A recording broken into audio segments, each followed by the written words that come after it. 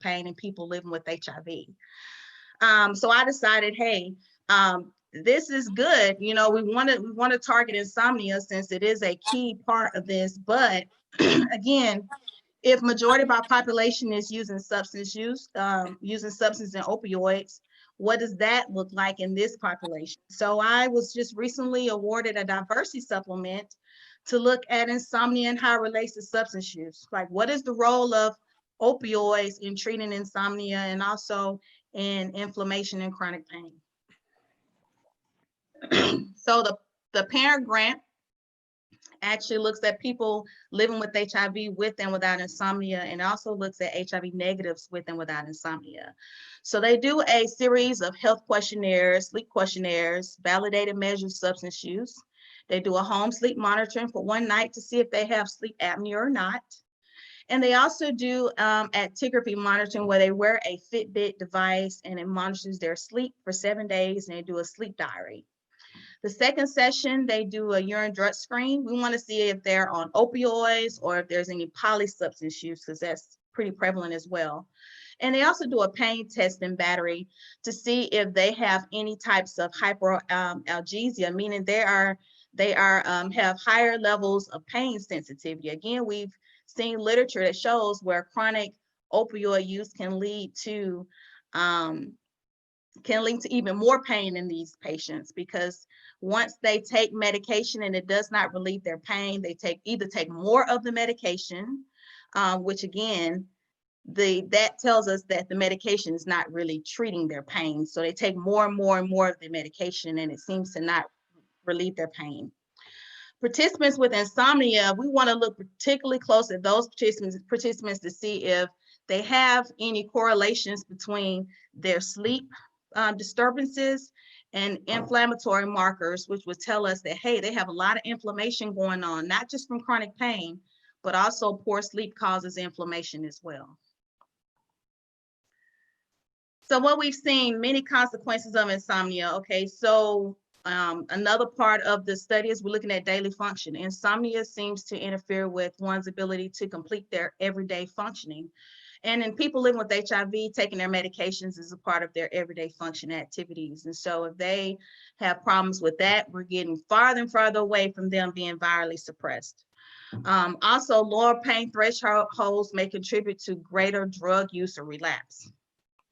So a lot of patients, again, they say, my pain is not really relieved on the dosage of the medications that I'm on as far as my opioids and pain meds. So again, they end up engage in some type of polysubstance use, or they end up taking more of the medication than they actually need, which again can lead to sleep disordered breathing and sleep apnea. Opioids decrease respiratory function. So also increased inflammation in the brain can contribute to cognitive impairments. This group of participants are already at risk for cognitive impairment. So the more inflammation in the brain, not just from the virus itself, but from sleep, being sleep deprived, and also from chronic pain, can also contribute to more cognitive impairments. And we did talk about a minute ago how it can impair their activities of daily living, specifically taking their medications. So I guess I would sum this up to say that questions I have as I approach this project is, how can we manage pain as well as manage people living with HIV, their sleep disturbances, since opioids can either potentiate pain, meaning make pain worse, and then you have problems with relapse or misuse of medications.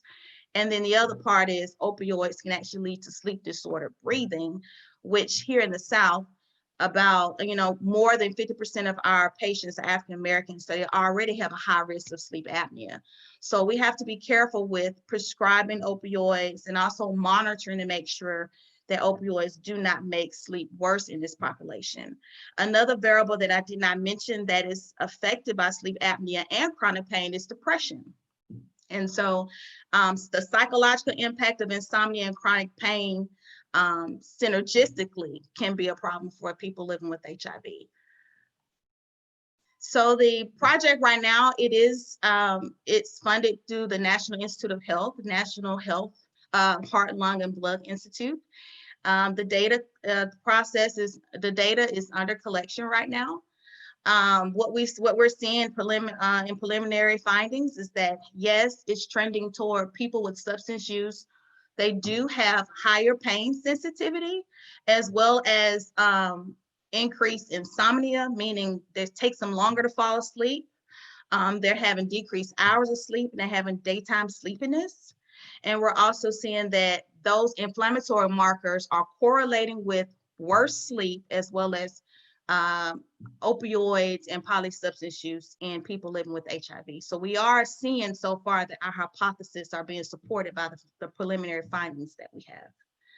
So with this project, I want to definitely acknowledge my Dean Suzanne Prevost, Capstone College of Nursing, and my project team. I welcome any questions. Thank you very much, Samika. Any questions on the presentation? Thank you so much, Dr. Cody. I had one question about which inflammatory markers are you using? Several. So interleukin-6, C-reactive protein will be one. Also, interleukin-7. It's probably about a good 10 inflammatory markers that we're looking at. And so far, we're seeing the biggest trend in interleukin-6. Just interesting, inflammation seems to crop up in a lot of disease states now. We're looking more and more at inflammation as a cause of a lot of disease states. So pretty interesting. Yeah, that is so true, because one of the I wonder one of the confounding factors would be psychiatric disorders, particularly depression, because we have a whole body of literature on inflammation and depression as well. So you're going to have a lot of work trying to figure out where the inflammation is actually coming from. Mm-hmm. But I think probably what I see as important is the impact of these of insomnia and chronic pain on the quality of life of the individuals. Yeah. Still have time for at least one more question. I have a question. This is Deborah Nelson Gardell. I'm wondering, how has COVID interacted with what's going on for your study?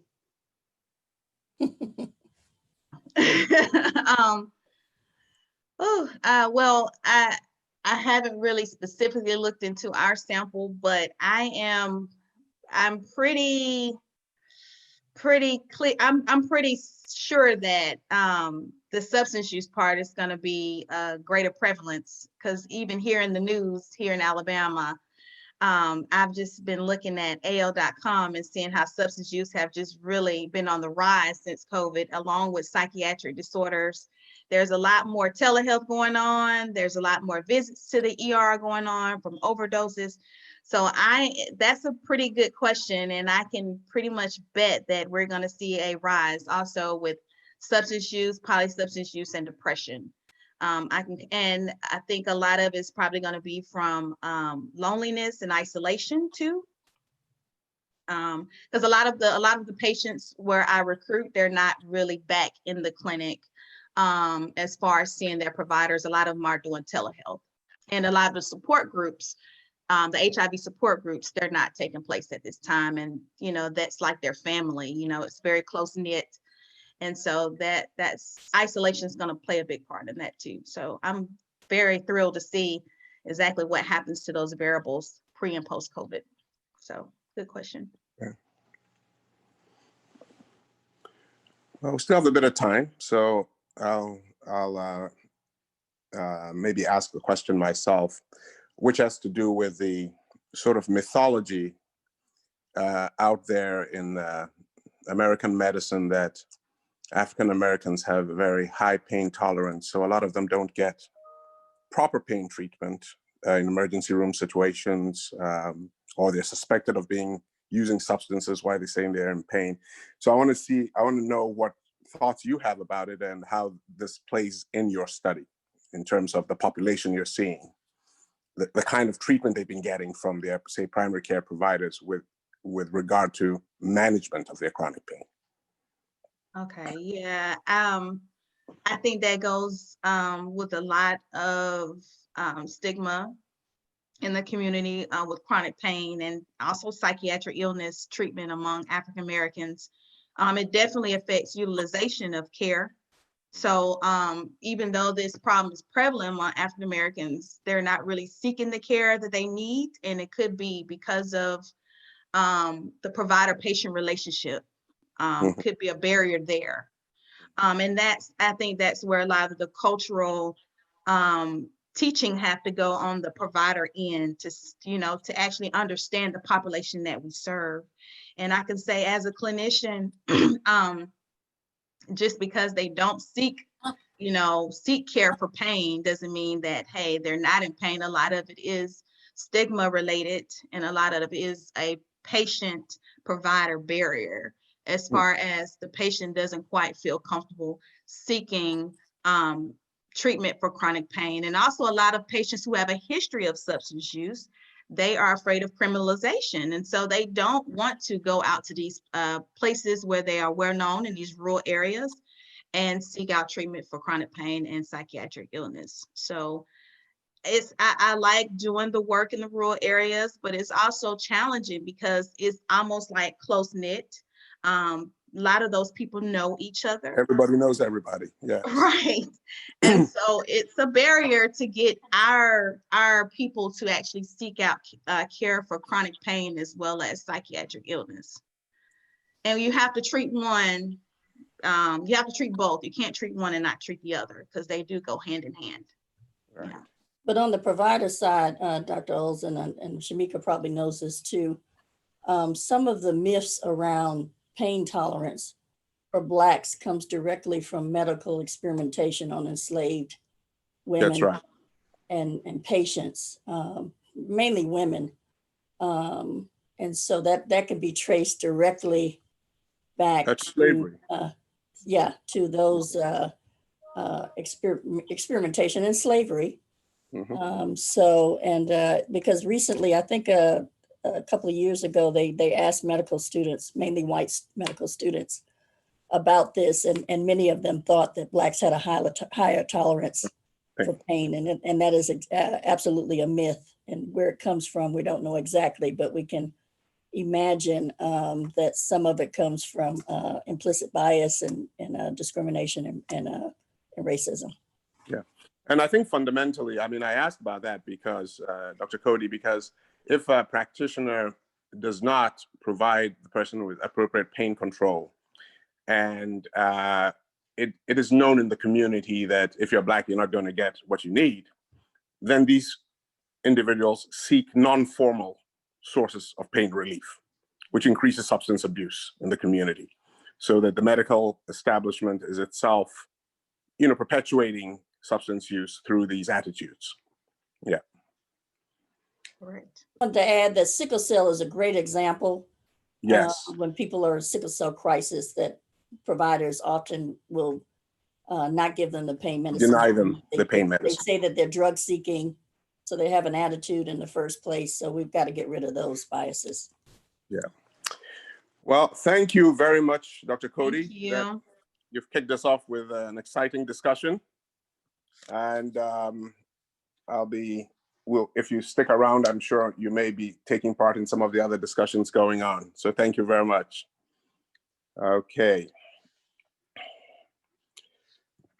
Our next presentation, which is going to be in a minute, is with Mr. James Afriye from the University of Cape Coast and Dr. Deborah Nelson Gardell here from the University of Alabama School of Social Work, along with University of Cape Coast students, Emmanuel Boating, Emmanuel Aqua, and Joshua Boating.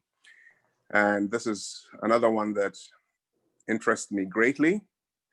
It is on childhood trauma in Ghana, the prevalence of adverse childhood experiences in Cape Coast. So Deborah and James, you have our full attention. Thank you. Thank you. I think we come from Dr. Cody's study, which is very well along, very well developed. And we're going to talk today to you about a developing project with some pilot results.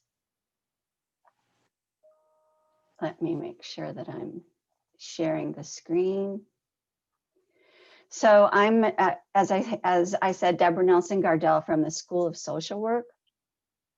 And as each of our presenters begins, I'll ask them to introduce themselves at the time of we're splitting up the time, and we're hoping we've got the timing right. The presentation will focus on the development of our partnership, moving to the methods of the study that we're reporting on today, some preliminary results, talking about the plans and next steps and where this fits within larger kind of project planning, and then have questions or results.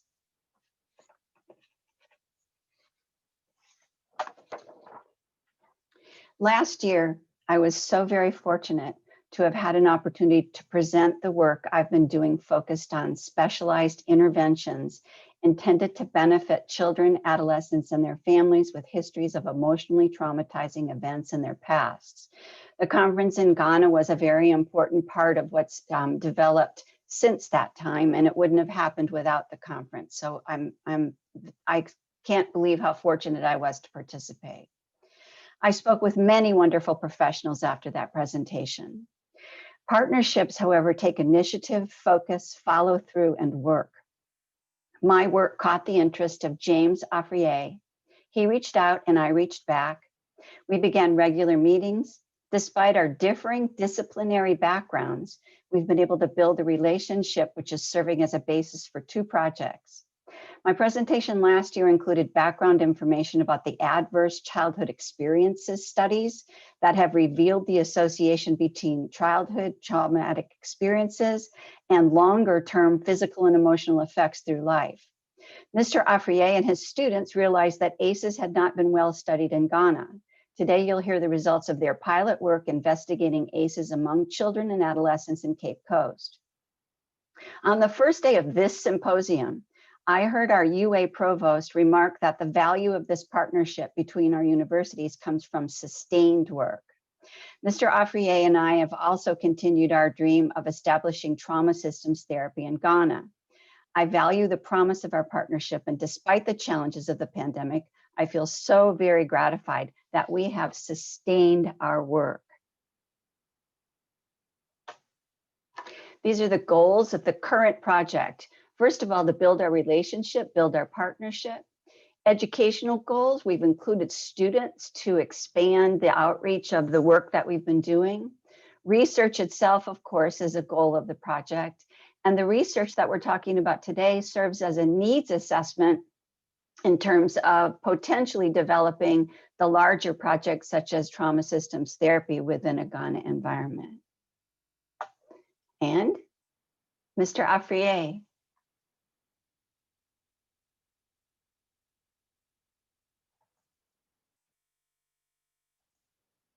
I hope we haven't lost him. Oh, there he is. James, can you unmute? Oh, I think he might be having troubles. Well, let me continue because we planned for, oh, there he is. Hello. Yay, yay, James, go ahead. Well, sorry for the interruption. My name, as you said, my name is James Afrier, a lecturer at the Department of Biomedical Sciences, University of Cape Coast, and involved in undergraduate courses like physiology and then human behavior and then psychology. With this background, when I met Deborah, it was really difficult to get involved in such a project. So it took a lot of consultations and assistance from her to be involved in the project. I'm very grateful for that. In planning to achieve the goals, as she talked about, we had to do a lot of consultations through Zoom meetings, which were always hosted by Deborah from the US. And myself and the students were in attendance always. And in one case, we had to get some Ghanaian students to participate so that we could get some cultural inputs from the Ghanaians. Through the meeting, we were able to plan and develop a research proposal, which was submitted to the University of Cape Coast Institutional Review Board for clearance. We decided on a cross-sectional retrospective study to get information on how a section of the adolescents and children in Cape Coast have been exposed to adverse childhood experiences. Such a design is not only less expensive compared to others, it also gave the students the opportunity to go into the community to collect data and to learn. Next slide, please. Next slide. Next slide. James, this isn't the one you want? Yes, please. Okay. So, as I said, we did a lot of consultations and developed the proposal. Thank you. This is the one I'm talking about. So we had to get an adapted questionnaire from the Centers for Youth Wellness 2015 essay questionnaire, which had 3 versions as shown on the screen. And in adapting the questionnaire, we had to add yes and no to the responses. And we also added tribe to the reasons why people get bad treatment, because we think tribalism is an issue in Ghana. And then for the question that asked about boyfriend and girlfriend relationship, we had to add something like, if any, as people do not generally accept this among teens as an order or a behavior that parents and other people will accept. Next slide, please. Next slide. And then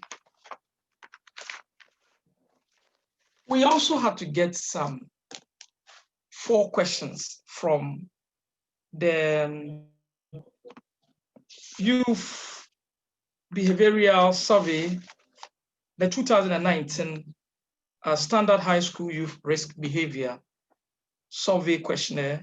We have to pick about 4 questions on violent related behaviors from that survey to also find out issues about how the youth and the children are aggressive, and then to find an association between aggression and adverse childhood experiences.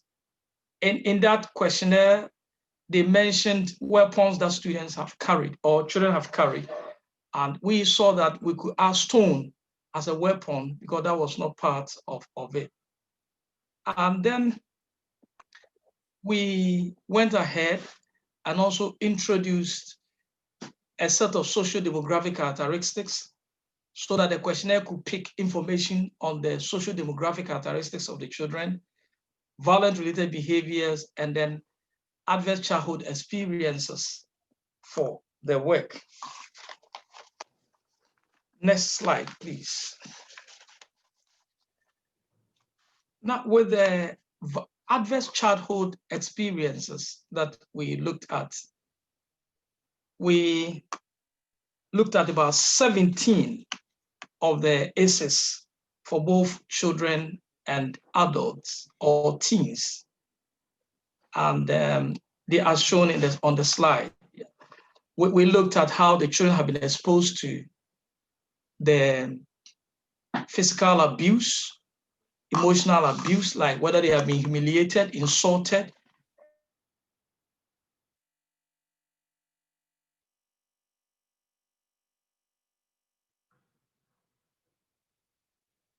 James, are you still there?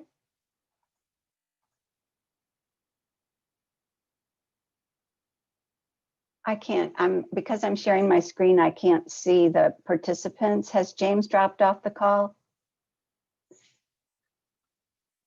His name is still there, but it sounds like he's gone. Okay, well, I'll just carry on. You can see the different ACEs that the study began to focus on. Is he back? He's back, yeah. Oh, good. Yes. Shall I move to next slide, James? Yes, please. Of course, my computer now won't move. Okay. But if you can hear me, can I please continue? Go ahead. I'll reshare in a second. Okay.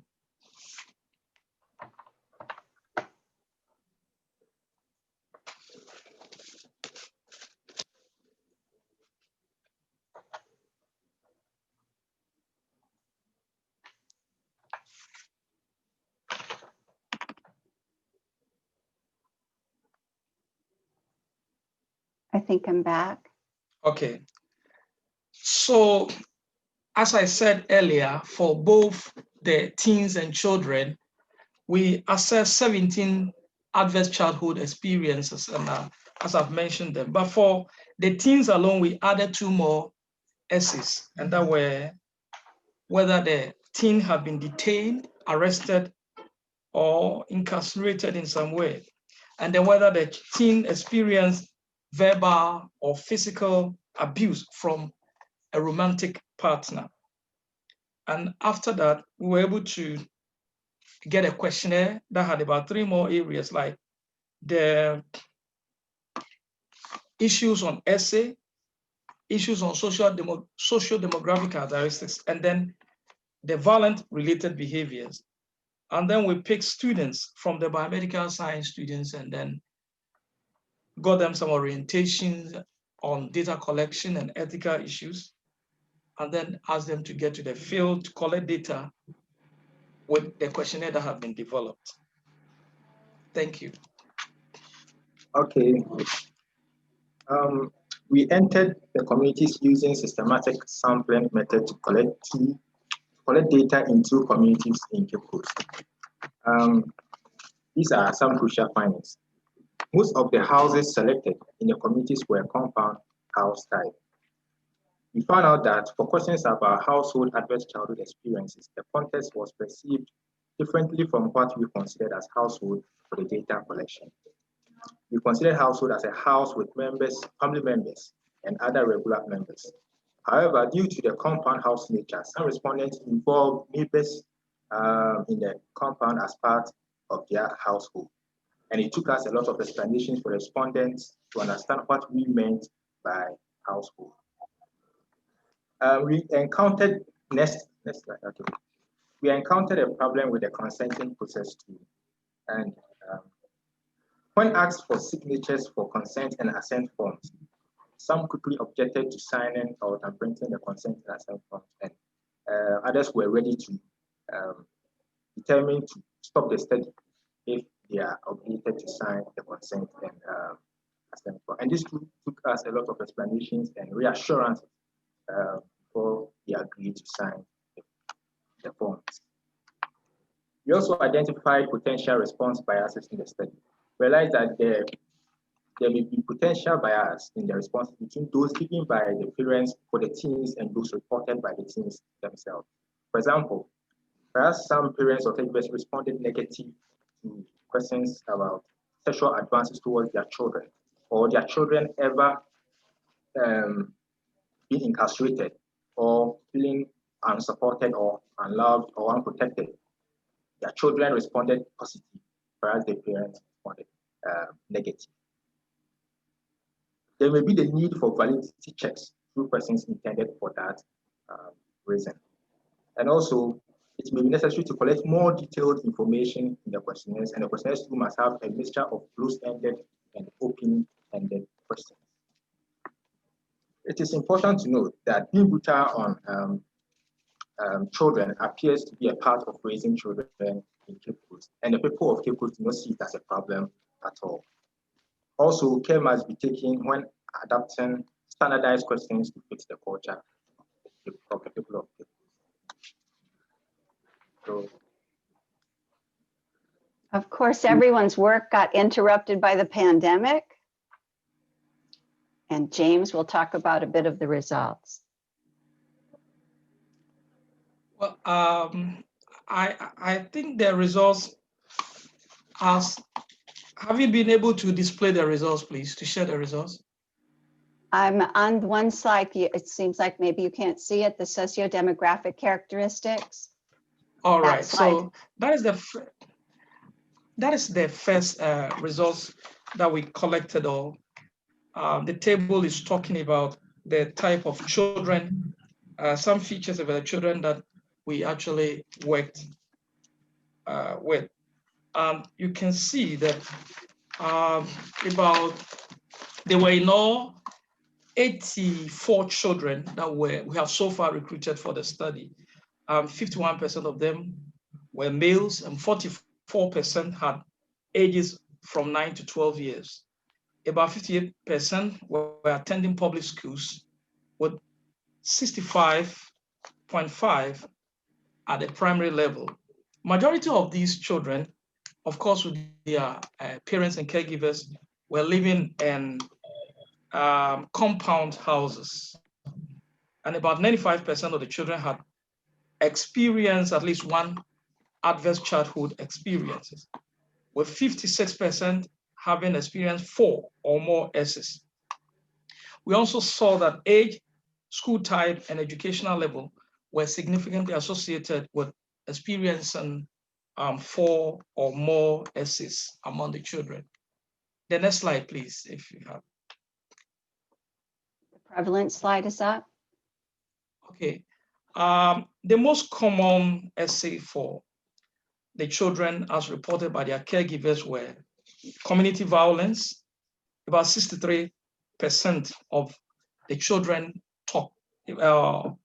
had actually experienced community violence, and emotional abuse, as physical abuse, and then the parental death. Next slide, please. Violent behaviors, ours is showing. Yes, so we saw that being in a physical fight appears to be the most common violent related behavior among the children. About 30% of the children had been in a physical fight during the past 12 months to the date of the survey. Next slide, please. Result, table 4 is showing. So we tried to see the S's that were associated with aggressive behavior. And we saw that ever living in a foster home was associated with carrying a weapon and not going to school because of feeling unsafe. Bullying was also associated with not going to school. Then we have emotional abuse, physical abuse, and bad treatment because of tribe, race, and other things were also associated with the child being threatened or injured by someone with a weapon. Next slide, please. I think this is a repeat study. Yes, sir. Excuse me, Deborah, if you want to have questions, we're going to have to take what you've done so far, because Okay. we only have a few minutes left. You have 2 minutes left, actually. Let's go back up to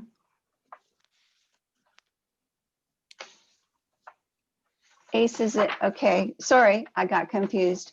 We'll go on with plans and next steps, James, if that's okay with you. Yes, that's okay. You can see that we've begun gathering data. COVID interrupted.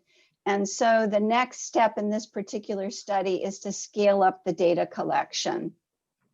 2 of the students who had been involved, they're no longer students, they've graduated, and we're hoping to be able to continue to involve them. And James plans to include more students that he'll recruit from the current enrollment. We'll continue to do an analysis and some dissemination work with perhaps other conference presentations and then manuscripts. The other thing is I had mentioned at the beginning of the study that this was a needs assessment to see whether interventions that could help kids would be useful in Ghana. And so James is continuing to explore the idea of incorporating trauma systems therapy, and he'll begin attending our treatment team meetings here in Tuscaloosa via Zoom beginning next week to get a better feel for what's going on. And that takes us to the end of the presentation and we're ready for questions. Yes, we'll have to say we'll take one or two questions. Very, very interesting work. Yeah, Tadi, can I come in? Yes, please. Yeah, I think it's a great work, but I'm looking at the nature of the study. That if you're looking for children who have experienced trauma in Ghana, and you go to the homes, the kids aren't going to be able to give you very objective answers because they are afraid of their parents. That's what we discovered, huh? Yeah, so it would be better to go to the institutions where Yeah. they have been separated from their parents. That's where they will be able to give you very good responses. Otherwise, it will be very biased. I don't know if you've considered that. Can I come in, please? Yes, please. Yes, go ahead. Yeah, that is very true. But for children below the ages of 12, and we really wanted the parents to report for them.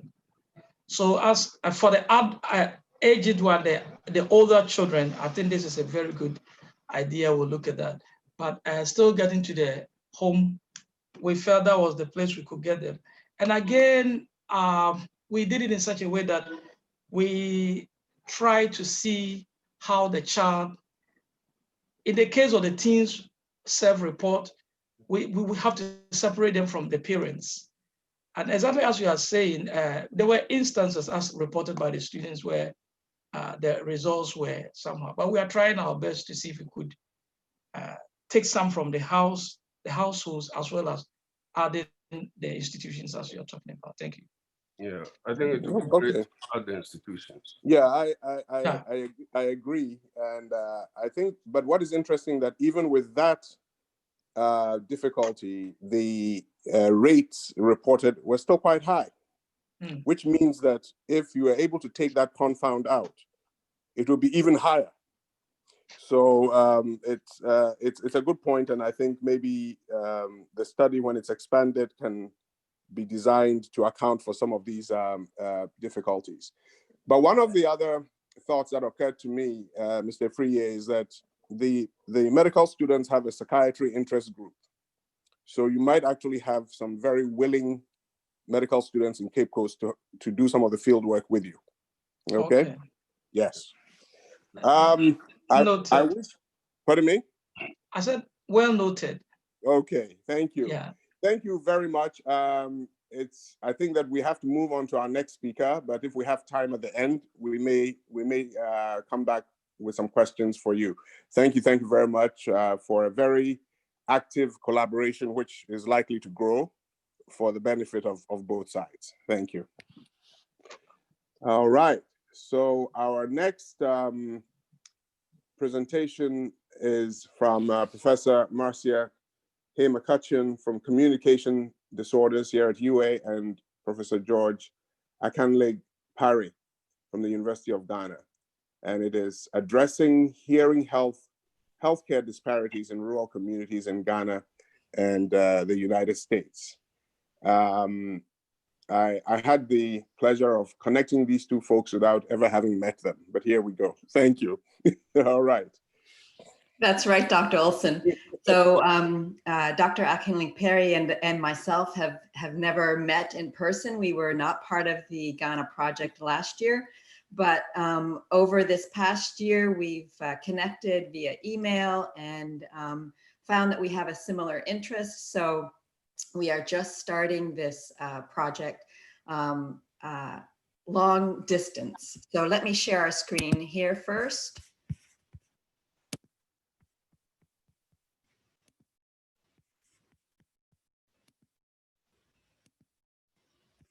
Okay, so the title of our topic then is Addressing Hearing Healthcare Disparities in Rural Communities of Ghana and the United States.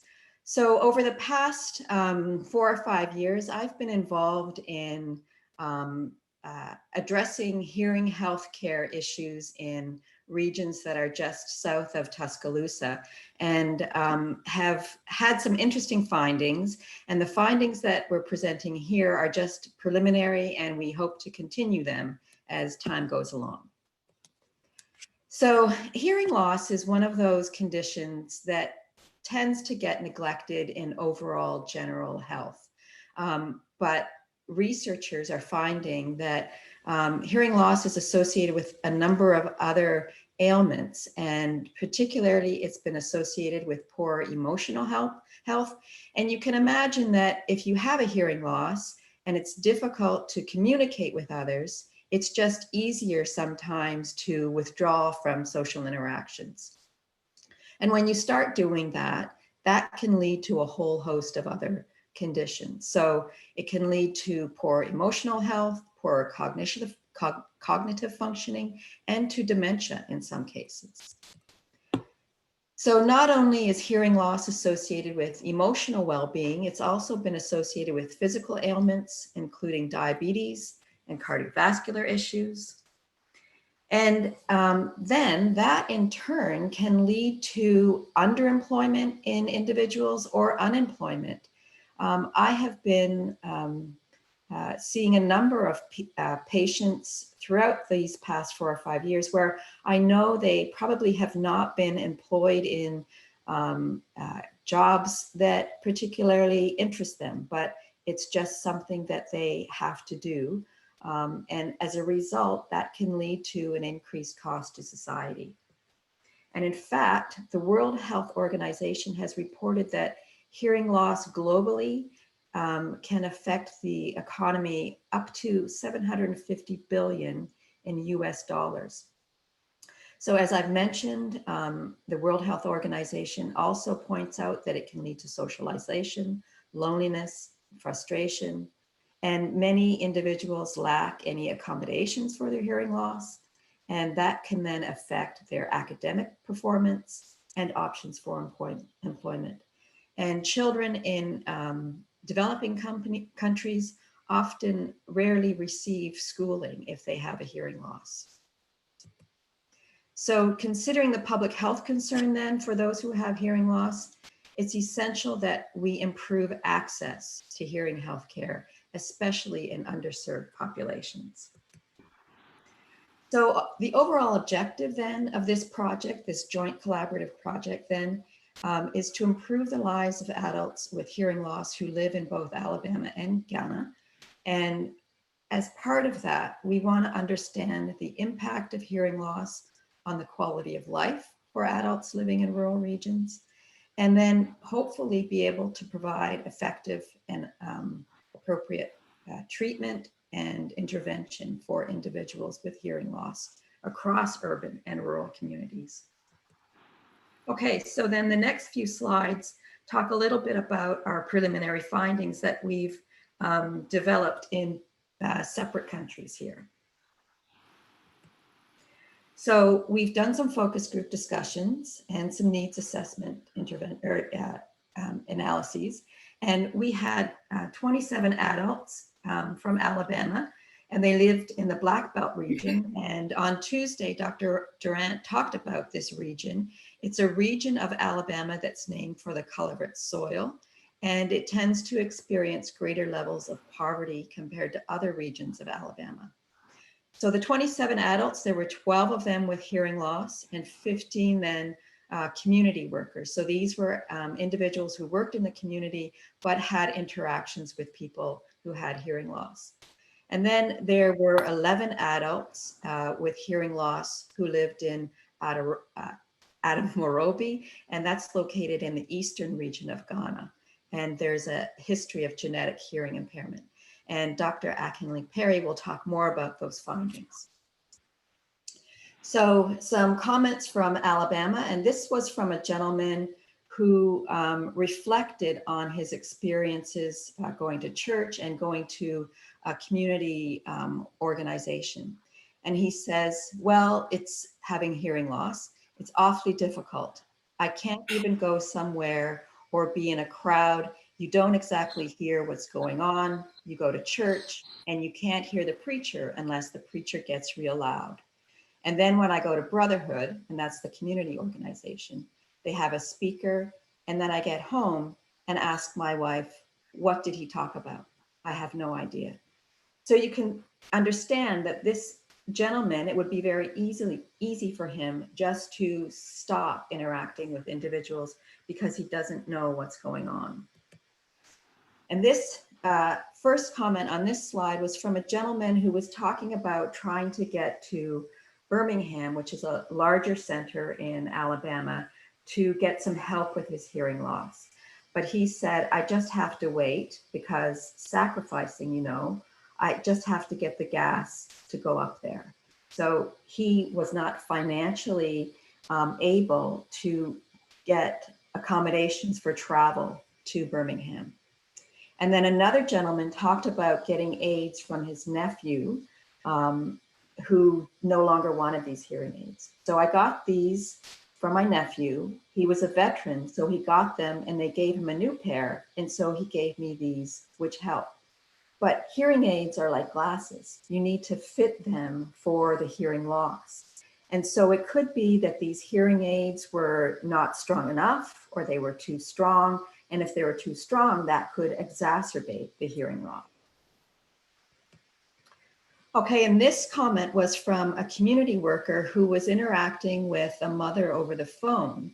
And the mother was trying to get help for her daughter or son, I forget now, trying to get them set up with Medicaid. And Medicaid is a health insurance program for individuals in the US who are low-income families. And so this community worker said, if you can't hear me, or if there's any kind of barrier there where you don't understand what you need to get in terms of the forms to get in, your child may not have Medicaid, or you may lose your Medicaid. So it's very important that you are able to see and hear, and we don't realize how important. Okay, I'll let George take over here from the comments that were created from his discussions.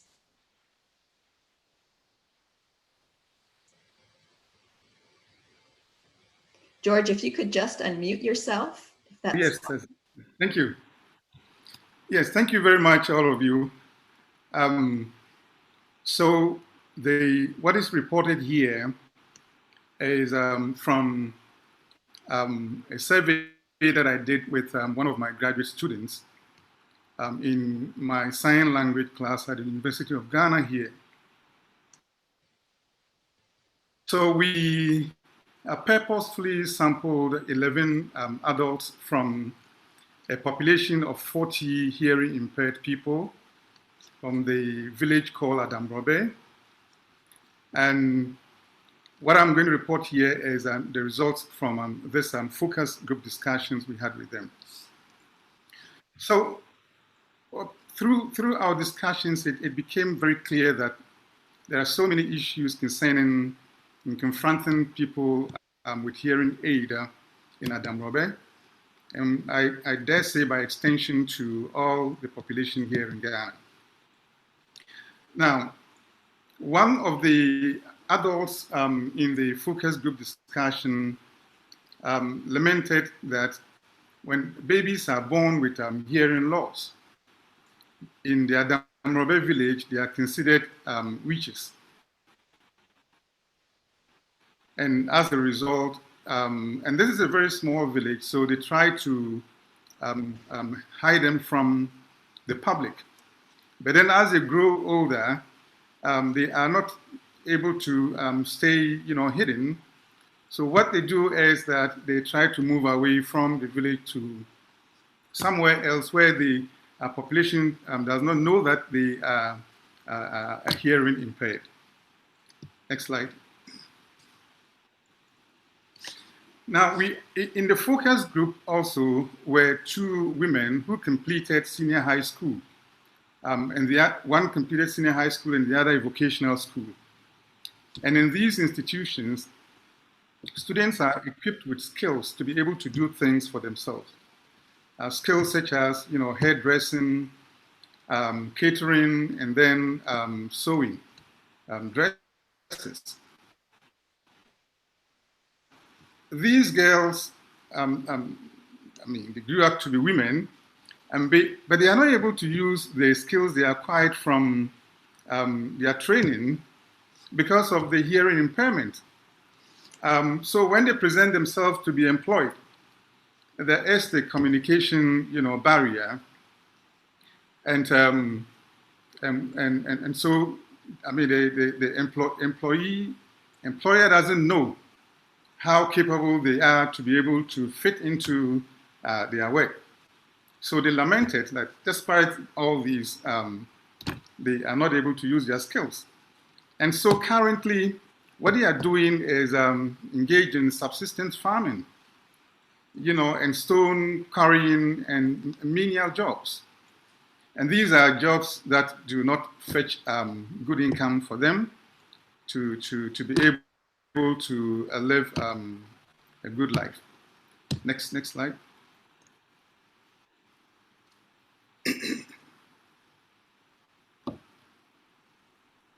Next slide, please. So there could be Okay. Yeah.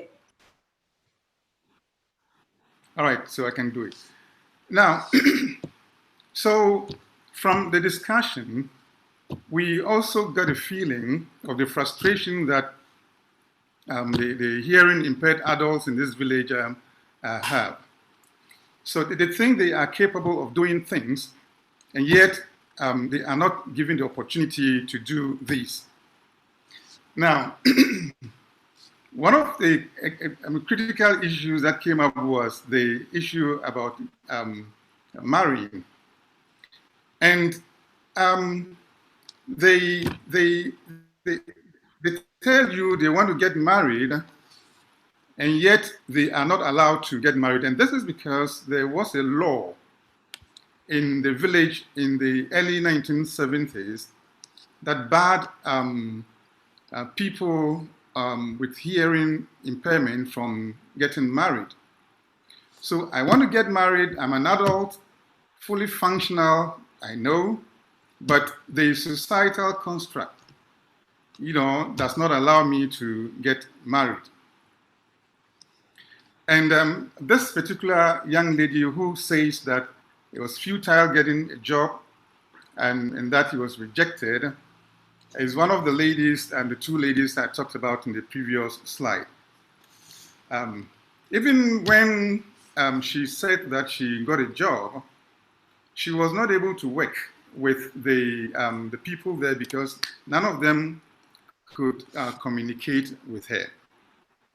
So there are these issues about adults who want to get married. They know they are capable of starting a family, and yet the society says they would not get married. They know they are capable of working as well as the other hearing people, but they get there, and as a result of a hearing problem, they are not able to communicate, and so they end up not being useful at the workplace.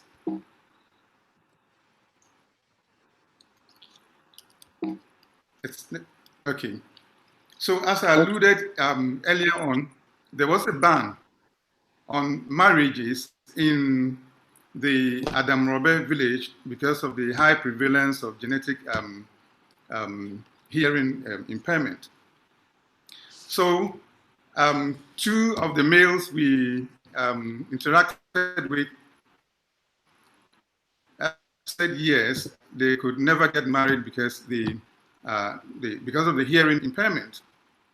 And even when they were married, and there were two couples who were also married before this ban, and they said they would not have children because of the fear that when they bring forth these children, they are going to be having hearing impairment, and they couldn't stand the problems, the stigma that the society had for children with hearing loss. So they are also childless as a result of this fear. I'm going to have now, to hold on. I'm going to have to interrupt you because of time, and because I do want to allow at least one or two questions. So if you can wrap up, that would be great. Thank you. Okay, I think we can, right. Dr. Olson, just end with this slide right here. So these are our goals then for the future. first of Thank all, you. to actually meet so that we can talk further about how to proceed here. So we want to continue these focus group discussions to get more of an impression of what's going on, determine the needs that we need to address, and then improve both the awareness of hearing loss and the consequences of hearing loss in both locations. So I think we can end there. Yes, just our references. Thank you so very much. Another exciting presentation. I'm beginning to feel like we need a whole day for these presentations so we can really discuss implications in detail. Any questions for the presenters?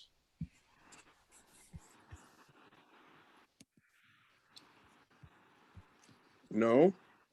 I just wanted to just make a statement that I was just so impressed by some of the societal issues that hinder people in Ghana getting a treatment for hearing loss. And this is a tremendous, I think a tremendous project to help in those efforts to try to erase the stigma and some of the other cultural issues that prohibit people from getting treatment. That is so true. And I don't know if Dr. Akanlekpari might comment on this briefly, but I mean, when I was growing up, I remember schools, you know, for the deaf, as they were called, in different parts of the country, but they seemed to be segregated from the rest of the society rather than, you know, being trained to be integrated. Yeah. Yes, that's true. And we have come a long way. The current educational system also provides for what they call the integrated, system. The children with hearing impairment are on the same compound with those who hear, but there's still segregation because they are provided with a small shelter within the campus where special teachers can go and interact with them. Very few schools in the country today have the hearing impaired sitting in the same classroom with the hearing children. And one of them is in Navrongo, and it is doing very well because of what they are doing. Now, the problem with that is that some of the children are prelingually deaf. And so they do not have any language experience. So even when they are given the hearing aids, because the language faculty is not functional, they are not able to use them. Okay. But those who are postlingually deaf, they are the ones that can be helped with the hearing aids. So there's a need, I think, for us to get to know this. Separate those who are prelingually deaf. For them, they can access education through sign language. Okay. But those who are postlingually deaf and have language, they need to be helped with the hearing aids to be able to integrate the children in the classroom. Thank you. I think I have one more hand up. Stephanie, did you have a question? I did, just quickly. Your preliminary data is so interesting. I'm wondering if you have any idea about health outcomes that you might look at if your preliminary data have pointed you in any direction. So I think the first thing that we need to do is just increase awareness for the options that are out there. Right now, it seems that people who are living in rural counties have no understanding of even how to begin to address problems that they face. Another study that we're doing is looking at diabetes and looking at biomarkers for diabetes and hearing loss. Okay. Thank you all very much. You know, this is very exciting work, and I'm sure it's, again, going to forge stronger alliances and work probably for some of our students as well on both sides, because there's a lot to learn in this area of work in both Alabama and in Ghana. Thank you. Thank you both. Okay. Thank you. All right. So I'll move on to our next speaker, who is Professor Ivy Akam. former dean of the medical school at the University of Cape Coast, who's an associate professor in hematology on anemia and society. Thank you very much. And good afternoon, everyone from Ghana. Good morning, former dean of mine as well. We're looking forward to hearing from you. I'm off now, the floor is yours. Thanks. So I'm trying to share my screen and I hope there'll be no hitches. Okay.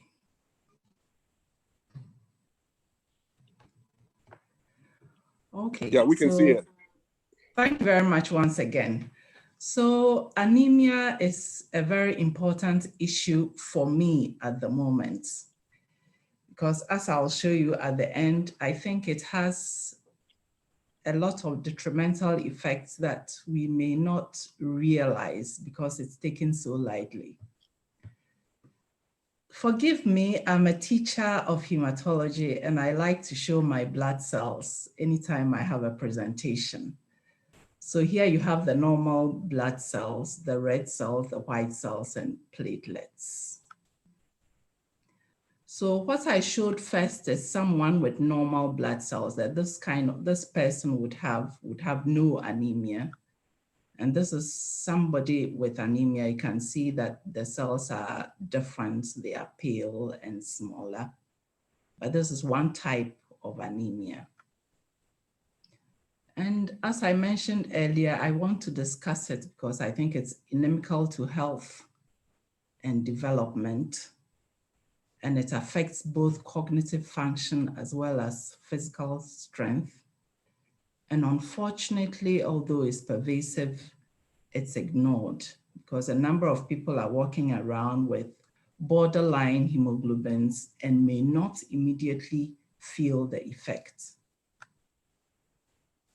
So the message for me this afternoon that I want to give out to everyone is that any society with high levels of anemia cannot achieve its development potential.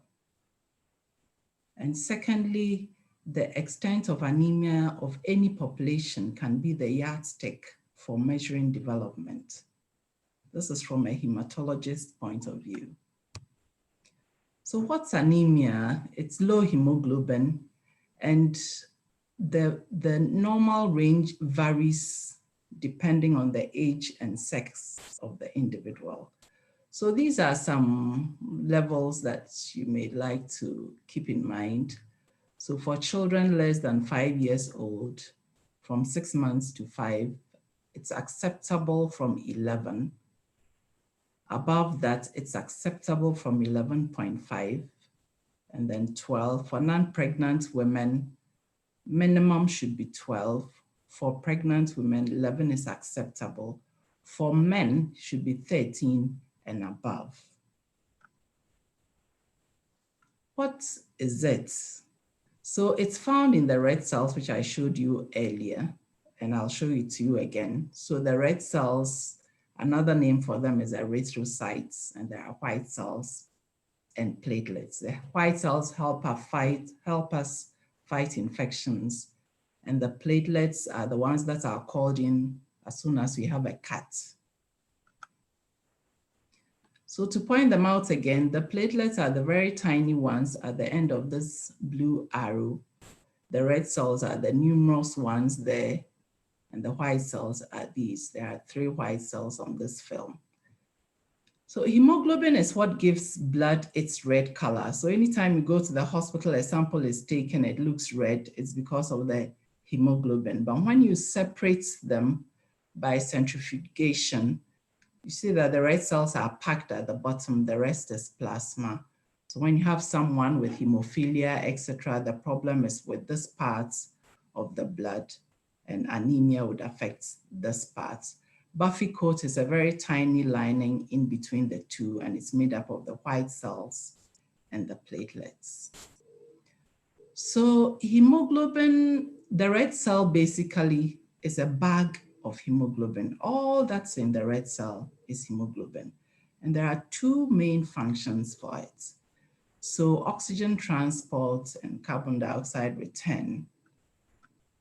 And causes of anemia, you can have a low number of red cells resulting from reduced production, or you can also get anemia by losing them. Second, you may have a poor quality of hemoglobin, like individuals with sickle cell disease, their hemoglobin quality is affected. And thirdly, the bag itself, that's the covering, may be abnormal. So the production of red cells, that's where my problem is, and we'll talk about that in the next few slides in a little more detail. So red cells are produced in the marrow, and in newborns, it's all over in the bones. In adults, the axial skeleton and the pelvic bones. And you require nutrients, vitamins, and minerals, as well as other cytokines for you to get the normal amounts. And you need a healthy marrow as well. The causes of the low production, we've talked about nutrients and macro and micro. So general poor nutrition. And then the micronutrients, iron, B12, and folates. We are not concerned so much about poor marrow with this particular presentation. And then loss by bleeding from anywhere and also by excessive red cell breakdown. And the poor bag, that's the membrane covering the red cells. You can have hereditary elliptocytosis. So these are individuals with funny shapes of red cells, and that makes them break down easily. And those with G6PD deficiency, this is an enzyme that's needed in the red cell to help it maintain its form and also its function. And then effects of anemia. So this is where my problem mainly is. I mentioned that the function of hemoglobin is to carry oxygen everywhere. So every cell needs it. So if somebody has anemia, they are not able to oxygenate properly. It affects mental and psychomotor function. It affects physical activity. It affects your cardiac function, as well as cell-mediated immunity. So your ability to fight infections and other foreign cells, etc. On the mother and unborn child, the issue is that even before a mother knows she is pregnant, the neural tube of the baby or the fetus is already formed. So by the 28th day of conception, so if the mother is not healthy at the time of conception, the problem starts. So these nutritional deficiencies, iron, B12, and folate would affect the normal development of the central nervous system of the child, resulting in long-lasting cognitive malfunction. And these include abnormalities of behavior, of language learning, of motor function, of coordination, and general nerve conductivity. So you can have very gross neural tube defects that after the child is born, it needs surgery. You can have low birth weight and all its associated difficulties, and generally increased maternal and child morbidity and mortality. In children, anemia leads to poor psychomotor development. So they do not perform well at school and all that follows it. They also have poor behavioral traits. And the sad part is that this may not be fully reversible, even if the anemia is corrected in adulthood. In one study I conducted in one of our teaching hospitals, 80% of all inpatients were anemic. And the degree of anemia in the community, which is commonly nutritional, varies between 40 and 60%. So there are areas, on average, there are areas where it's even higher, a few areas it may be less. So it's pervasive in our environment. So my question is, could anemia be contributing to the admission rates in our hospitals, irrespective of the admission diagnosis? And secondly, how many would be admitted if the general population was not so anemic? So why I'm talking about this is nutritional anemia should be eradicated. And the reason why is that with nutritional anemia, the individual is disabled in quotes because she's not functional at their best. They could be much, much better if they didn't have nutritional anemia. And once the individual is so affected, it means their ability to stay healthy, to think properly, and to develop is also affected. Once the individual is affected, it means the family would be affected directly, and by extension, the society and our nation at large. This is from WHO. Yes, the source is here, sorry. Yes, WHO, and this is 2006. And it shows the map of the world with anemia in preschool children. And if you look at the key, so the paler areas are those with acceptable levels of anemia or none at all, up to the dark areas. And you see that it literally mirrors the areas where there is poor development. And luckily I got this one showing Human Development Index for 2017. Although the years are different, you can see that in areas where there is lots of anemia, development is very poor. So the extent of anemia mirrors the extent of underdevelopment. So to develop, a nation must get rid of anemia. And to get rid of anemia, attention must be paid to nutrition. So what are my suggestions? I would suggest that societies invest in food security. And not only that, but public education on balanced, adequate nutrition appropriate for age, sex, and physiology. So in all of this, my submission is that the singular most effective intervention for a people's health, wealth, and development is regular, consistent, and accurate public education on appropriate nutrition. Thank you very much. Okay, thank you very much, Professor Akam, for that insightful presentation. The line is clearly drawn between anemia and development, nutrition and development via anemia, let's put it that way. And it certainly is very important in the work that a lot of us do, particularly here in Alabama, in the rural areas that are close to us, and in Ghana more broadly. I mean, I was struck by the role it has to play in utilization of hospitals between the community numbers and the inpatient numbers. So clearly, if you have anemia, maybe you just need one other factor and then you are in the hospital for some other reason. We have time for one or two questions. So anyone who would like to present a question, let's go ahead. I have a question. So in terms of the nutritional factors in Ghana, here in the US, we have issues of highly increased amounts of processed foods that kids are eating, so they're getting low amounts of micronutrients.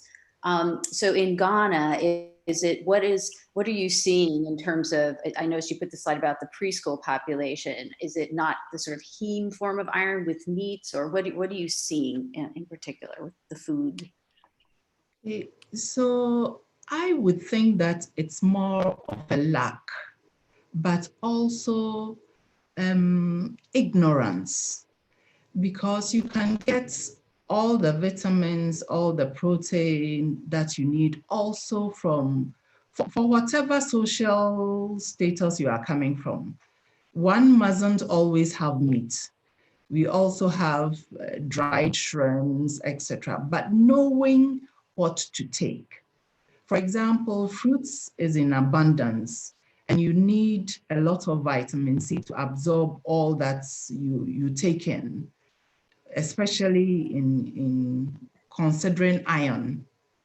And although it's in abundance, people may not buy it because they may not be aware of the importance of it. And they may rather spend their money on soft drinks that have no value. That's why I feel that it's not only the lack, but also the education for them to do the right thing. That is so true. It's interesting, but an old professor of mine, Professor Sabayali, always used to tell us that if you can educate a pregnant woman about nutrition in a sustainable way, then this problem will eventually go away because they'll do the right thing for their children, et cetera, et cetera. So we have to look for a target population for our public health intervention, I think. Yes. Thank you so much. I think I have Dorcas. Your hand is up. Do you have a question? Yes. So thank you, Prof, for the presentation, and hello, everyone. I'm having a really bad internet day today, but I'm still struggling through. So, Prof, my question would always relate to my HIV clients. You and I have a paper where you showed a very high level of anemia among them. And the intervention has always been along the line of maybe giving them some supplements as part of antiretroviral therapy management, and not nutritional per se. What can your department do to support our clinic to ensure that hopefully we can deal with this issue of anemia in a way that we use our own local foods and things that are available to help them instead of medications? Thank you. Okay, thank you very much. So this one would have to work with the public health unit of the hospital for consistent, correct education. And it does make a difference. I've had 2 residents already with their HBs changed just on nutritional advice. So consistent education on nutrition will do. Yeah. Thank you very, very much. Dorcas is already, we've heard her by her question, but she's the next speaker. So I'll go ahead and introduce her. Dr. Dorcas Obri-Aboah is Deputy Director of the Directorate of Research, Innovation, and Consultancy. And the presentation is on differentiated service delivery, a qualitative study of people living with HIV and accessing care in a tertiary facility in Ghana. Thank you very much. Are you ready to go, Dr. Obri-Aboah? Yes, I am. Okay. So just a second as I share my screen and hopefully get through it before my internet messes up again. Okay. Yeah. Okay, we can see it. Good. Okay. So as you heard the long topic, I'm basically going to talk about differentiated service delivery, and the focus is for people living with HIV. But to do that, I would take you through a little bit of the HIV situation in Ghana to update you. I don't know the level of interest people might have in this, and then see how it relates to this work that has been done and published. So, of course, the global numbers are always there, but what is of interest to me to highlight here in terms of the numbers is the fact that 2/3 of the global population of people living with HIV live in Africa. So this is a huge burden. And if you look at the data for Ghana for 2019, which was released not too long ago, the prevalence now, the median prevalence is 2. And this is done among pregnant women as a proxy to the general population. And if you look at central region, so down here you have the regional breakdowns and you can see central region. So we are always a bit towards the lower side and middle. For every year, that is where central is mostly placed. So not bad. But if you look at the national trend, you would see that unfortunately, the trend, this is a 10-year trend analysis, and the line is one that is going up. If you look at this, it's still going up, the 5-year trend. So yes, despite our efforts in Ghana, HIV is not something that we can say we have control of yet. So as global targets, hopefully we've heard of the plan to end the AIDS pandemic by 2030. And under that, a number of targets have been set to be reached by each country so that it contributes to this final ending of the pandemic by 2030. So the most popular one now is this 1990 target that also require that at least 90% of people in every population who have HIV should know. So that relates to testing. The second one is that when you identify positives, at least 90% of them should be on treatment. And then the third one, when you have put people on treatment, they should actually become virally suppressed. So you should have an effective antiretroviral therapy system. So this is where we are at the end of 2019. So you see here for the global targets, we have 816759. And this target, please note, is not for 2030. That 1990 goes to 2020, which is few months from now by the end of this December. So, and then Ghana was at 587769. So this 2019, let's call it achievement, is definitely better when compared with the previous years. But over the years, for the past 5 years or so, a lot of efforts have gone into how to make sure that we work towards achieving all these targets that will contribute to ending the AIDS pandemic by 2030. And these are a list of some of the interventions that WHO has proposed and nations have adopted in various forms. So all the ones here, Ghana is trying them at various stages. But at the time of the study that I'm presenting, differentiated service delivery was the intervention that Ghana was adopting. So as part of the technical working group working on the guidelines for differentiated service delivery, as we discussed what it meant, we then really started wondering in the Ghanaian context what this would actually mean and which parts of it would fit our system. So it's supposed to be, of course, a client-centered approach. It's supposed to be used across all the cascades of service provision. And in the end, it hopes to reduce the burden on the health system in managing people living with HIV.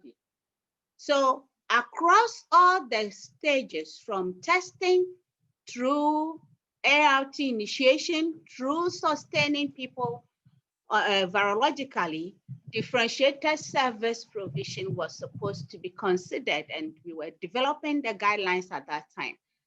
A focus for most areas that had initiated it, like South Africa before Ghana, was some pictures like what you see here. It says, simplify the way I get ARVs. I'm tired of walking.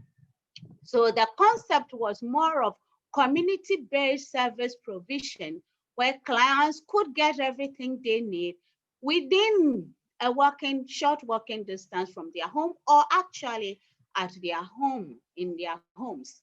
So we started wondering about how this would play out in our Ghanaian context. So this study, which was conducted by 3 of us, myself, a public health specialist, and then the then deputy director for the National AIDS Control Program, looked at exploring the possible predictors and acceptability of this kind of community-based health service provision for people living with HIV.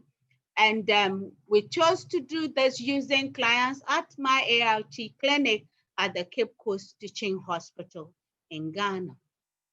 So it was a qualitative study involving focus group discussions, 5 of them, with people grouped into 8 people in each group.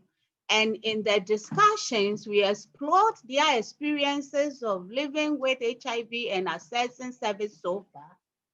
And then we also look at what they understand, what non-facility-based service provision means to them. And of course, what their preferences would be as far as service delivery is, comparing facility-based with community kind of service provision, and why, whichever options they chose, why. The idea is if we could get this clearly from the client's perspective, it would inform how we shape our guideline documents that were under development then, and of course, then in training healthcare workers across the country to do this, we will make sure that we give them something that is feasible and acceptable to our clients. So basically, without going into too much of the technicalities of the study design, this is what was done, and a thematic content analysis was used to analyze the focus group discussion data that was collected.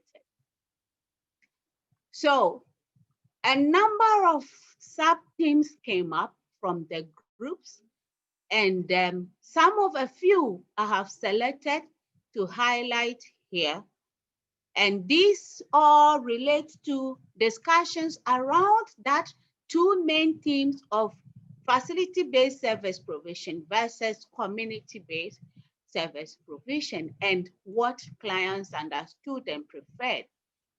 So as you can see from this, one of the sub-themes on opportunity for comprehensive care, the quotation there implied, and this was what the group felt, that when they come to hospital, there is opportunity for something else they did not even see as a problem, some health issue they had not focused on, to be identified, and then they would be helped or they would be managed. And so they felt that coming to a hospital or health facility offered the opportunity for better care than receiving your medications at home. So they constructed this issue of community-based service provision in relation mainly to access to their antiretroviral drugs. Again, you would notice from the groups that there was a lot of issues, discussions around distance to health facility where they seek care. And as you see from this quotation from one of the groups, this person was thinking that the reason she travels all the way to the Cape Coast Teaching Hospital is not because she doesn't know that there are closer facilities, but it is a way of also avoiding people knowing her status. So the people who see her at the Cape Coast Teaching Hospital are all clients anyway. But if she went to a facility closer in her community, people may see her, and that would inadvertently disclose her status. And there was a lot of contrast around that, about inadvertent disclosure of status and the resultant stigma and discrimination that they feared. So this person, for example, said, and in the group agreed fully, that it's not like the idea. They would prefer to come to health facility because they felt that if service was being provided for them in their home or around their home, somehow it would lead to people asking questions, and then their status would be known in the community. So a lot of this influenced their choice as to whether they will come to health facility or not. Interestingly, when they were discussing the issue of distance, you found a lot of them admitting and quoting how much they had to pay to come to the Cape Coast Teaching Hospital when there were facilities within walking distance or at a very small cost to them. But despite that cost, the construct among the groups was that still going away from the community further away as they could was something they preferred. And all of that related to the issue of possible people knowing their status and the stigma that will come. When it comes to, in that case, how do we offer a differentiated service sort of to you? In a facility, all the groups had this clear plans or ideas about what would best be suited for them. So for example, the issue about the interval between reviews. So they would want to come, as this person said, give us longer time to come back. So instead of 1-2 months review periods, they proposed for most of them, they mentioned from 3 months going, as that would be okay for them. And then if that is done, they'll be very happy to continue receiving their service more at the facility. And also how the clinic is organized was something that they can also help. So yes, increase the duration or interval for review, but also arrange things such that when they come to the clinic, they will have shorter period to stay, the waiting time from entry to exiting. They wish that it could be reduced, and they offer some suggestions about how that could be reorganized to make it possible for them to continue seeking care at the facility level rather. So these were what they felt. And when you look at the rest of all the sub-teams that came up from the study, you get the same concept of a preference for facility-based service provision, but with attempts that can help to make it better for them. So it meant that we had to recognize that whenever we are adopting or thinking about any of these WHO recommendations, countries need to always think about what is the best model for that specific setting. So in the Ghana Differentiated Service Provision Guideline document that finally came out, the focus has been on multi-month scripting, for example, for ART, so that for stable clients, they could be given up to 6 months. So since then, I have clients who I see only twice a year. Of course, with the idea that if anything happened before, in between, they can come and seek care. But for most clients now, you see that we have increased the duration, the interval for coming. And that also, to help deal with the organization of the clinic, we have focused on the issue about clients who are for refill only.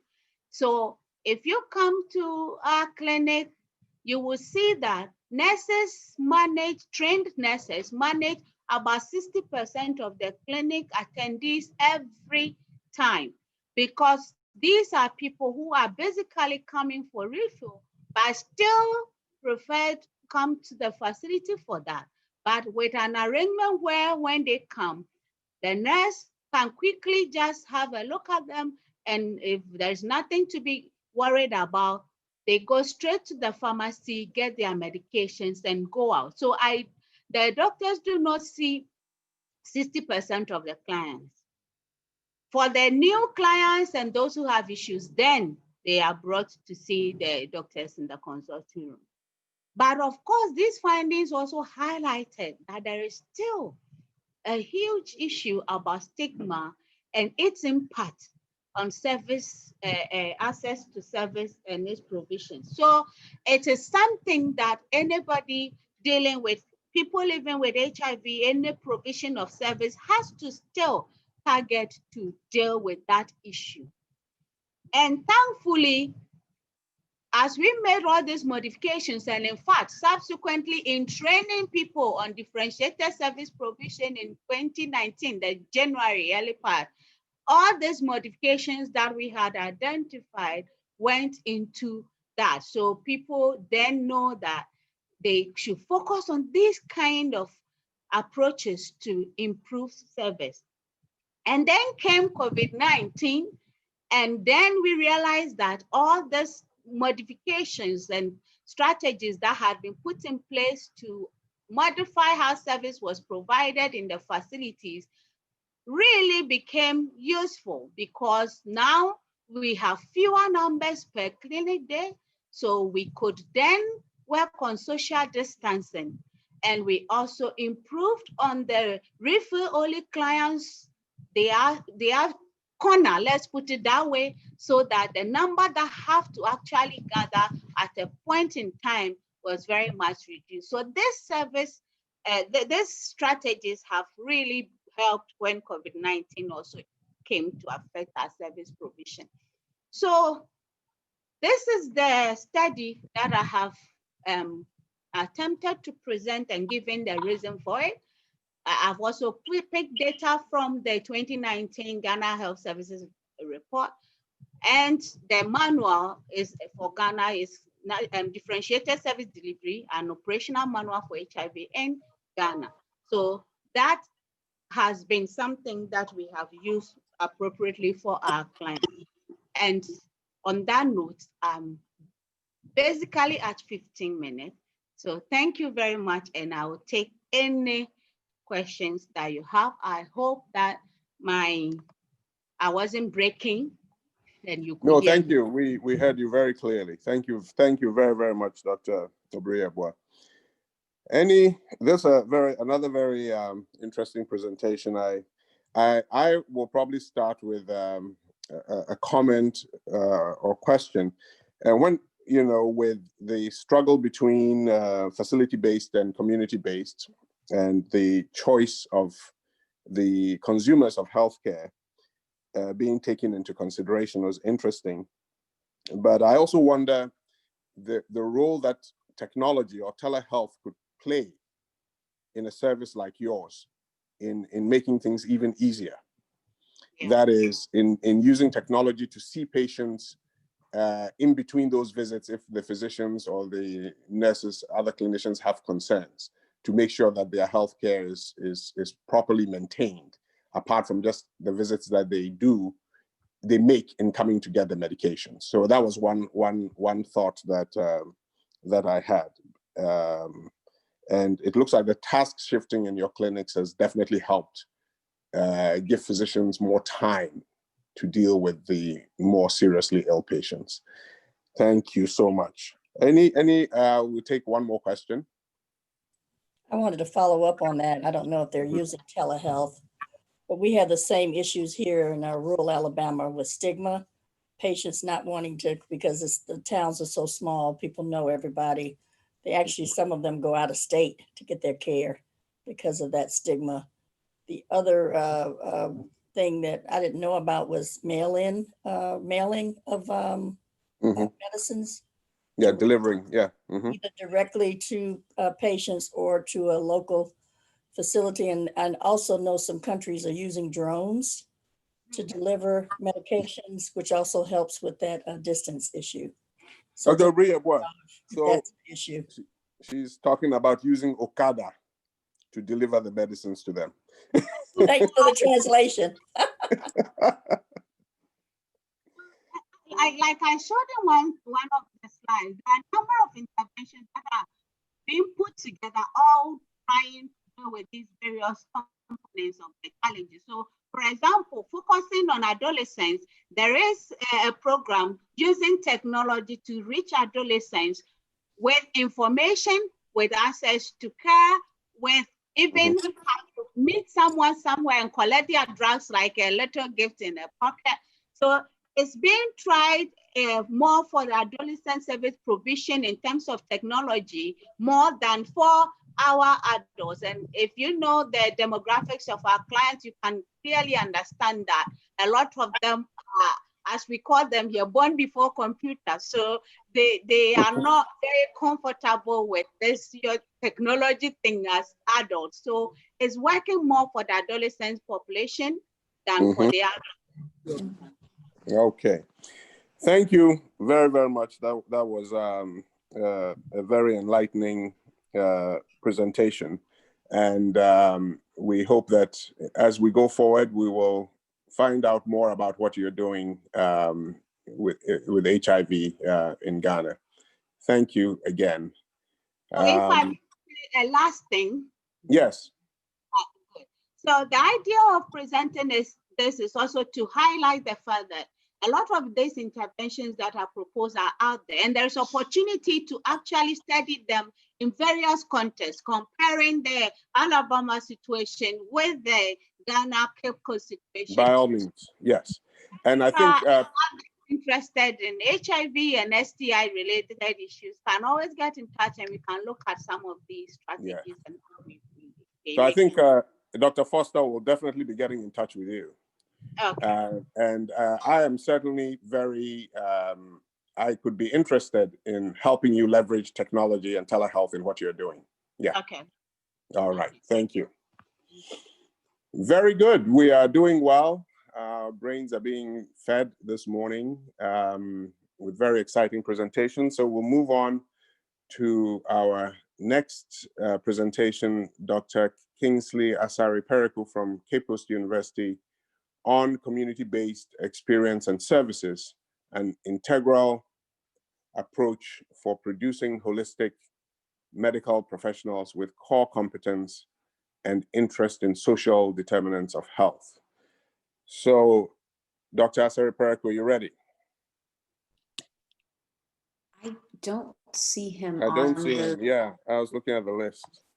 So we're going to try to reach out to him. Okay. Let's see if we connect with him. All right. Maybe Stephanie, you are here, right? Yes. And so unfortunately, my talk is actually connected to Dr. Asari Peraku's, because it talks about a project that we're developing based on his community-based training program. So mine kind of won't make sense unless you hear his. All right. Well, we hope that. Well, okay. I mean, I thought you might be able to shed some light on it before he gets in, but if I can talk about it. That's fine. Let's go with it, and it won't be ideal, but you know, it won't be ideal, but at least we'll be able to weave it all together in reverse. Yes, indeed. All right. Okay. Thank you. You're welcome. I'm going to put my headset on so that I don't get distortion. Okay.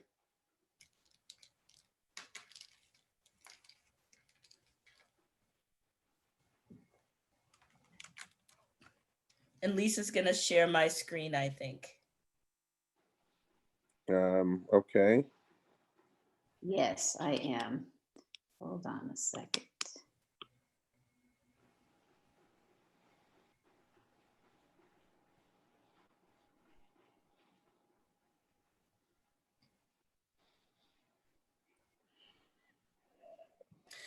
Okay, so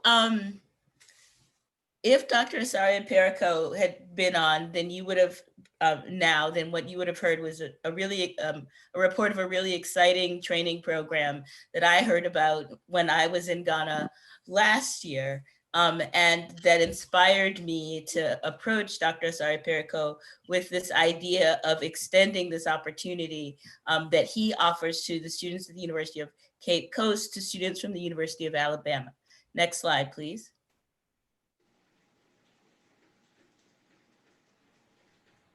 So about a year and a month ago, this is kind of a story and an advertisement for what we hope to do. I began a faculty position.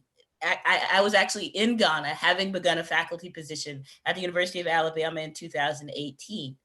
At the same time, coincidentally, at the University of Alabama, the university was launching its MPH program through the Health Sciences Department. And so I traveled to Ghana and I met Dr. Asari Peraku when he was talking about his training program in the first day of the symposium, right? And like I said, I had this idea that this community health training could be offered to our students, and what a great opportunity it would be for our students to travel to Alabama to learn how well community health training is being done in Ghana. Next slide. So my vision really was that, as Dr. Asari Peraku described the program, that students would come to Ghana from UA and would actually participate in the 3-week program with some additional sort of orientation so that they could move into the community relatively smoothly. But things needed to happen on both ends. We had to actually establish a dual degree program at the University of Alabama.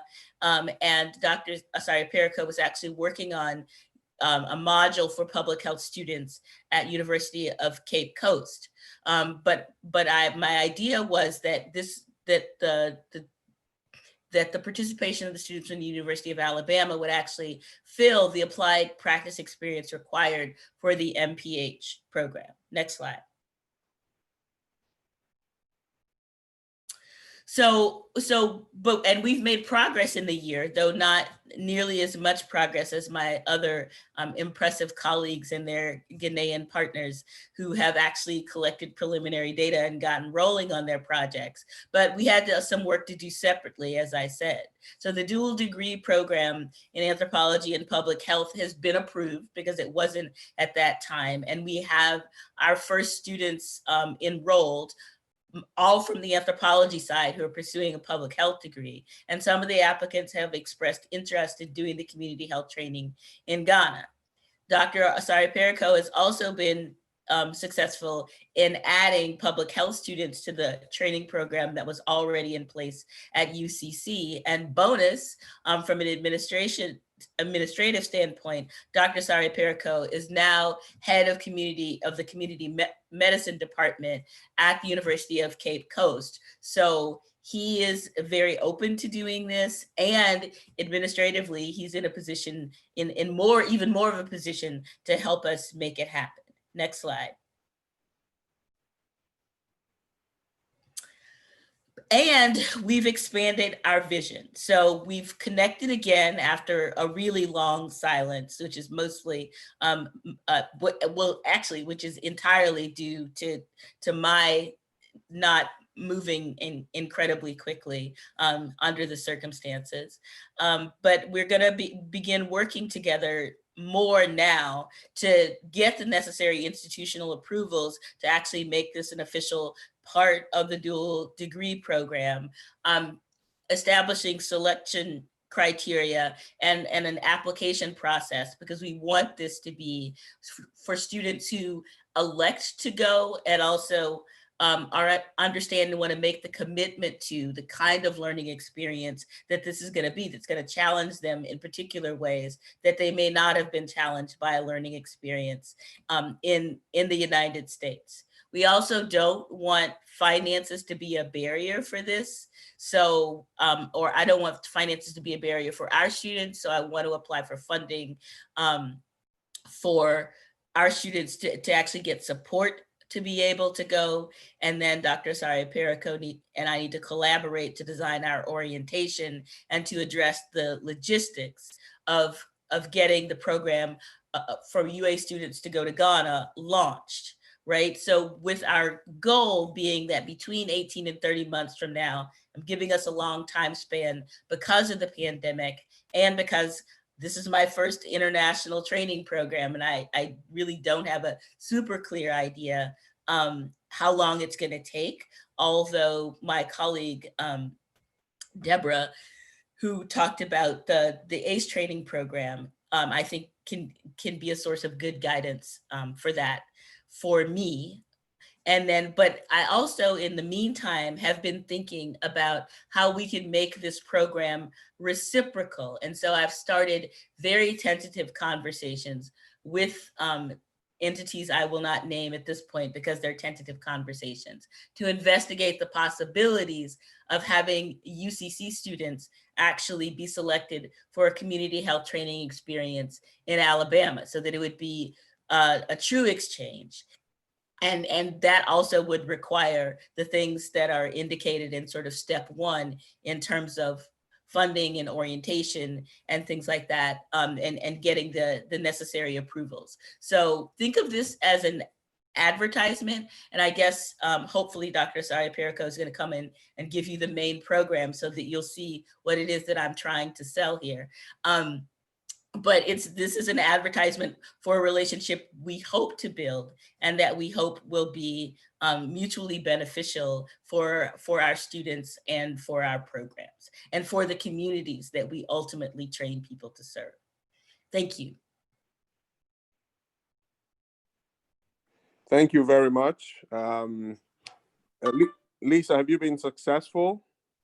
Well, I was trying to WhatsApp, but I couldn't get the information while I was sharing the screen, but I think he's just here right now. So I did talk to him. He was having some technical difficulties. Okay. So I was trying to figure out how to do things on my phone, but I think he figured this out. Is he here? Okay. Okay. Dr. Asari Peraku, are you on? He's connecting now. Okay. Can I ask a question while we're waiting? Sure. So Stephanie, I'm really interested in this joint program here. So this is a Master's of Public Health. So I'm just and a Master's in Anthropology. Right. I'm just curious, will the College of Community Health Sciences be involved in this program at all, considering their rural health outreach, or is that kind of two separate things? Well, I had not spoken with anybody in the College of Community Health Science, but I certainly wouldn't be opposed to that involvement. If I'd be happy to think about how we can extend that collaboration. And of course, you'd have to ask Dr. Asari Peraku also how he feels about it, but I'm certainly open to it. Yeah, I think when you were presenting it, it struck me that there were a number of, sort of parallel collaborations within UA that might actually enhance this. We have a Master's in Population Health program at CCHS, and we also have the Master's for the Rural Medical Scholars. So there is that possibility. It looks like Dr. Asari Peraku is coming on. So let's see how that evolves. But yes, I think that there are many possibilities. We already at CCHS have UCC students come to do rotations in psychiatry and family medicine. We've been doing that for 5 years. So there are already some connections that you can build on. Yeah. So you can be a consultant for me then. Sure, I mean, I would be happy and how to make this program successful. Yes, be happy to work with you and get maybe a broader student base that might be interested. Yes, absolutely. Yeah. Thank you. Okay. Let's see. All right. I think he was. Dr. Asari Peraku, are you on now? Hello.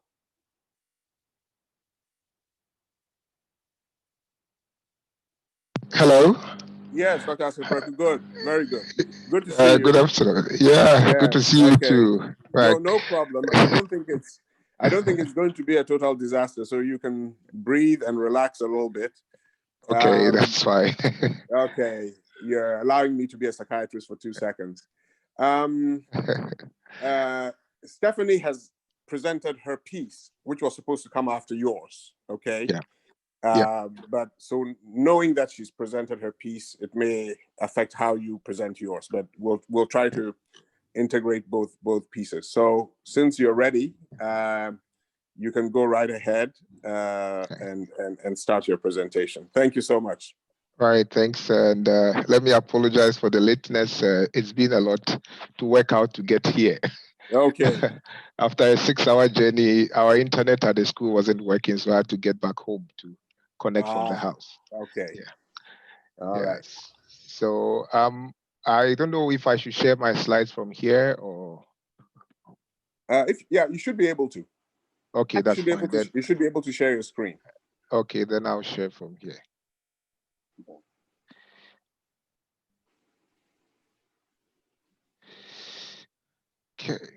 Okay, we can see your screen now. You can go ahead. Thank you.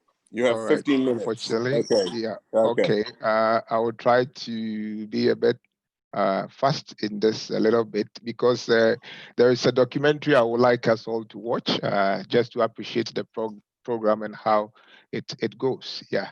So basically, I'm looking at a community-based experience and service program of the School of Medical Sciences as one of our flagship programs to build on or to train medical students who are sensitive to community health needs and also are very versatile in research and social determinants of health.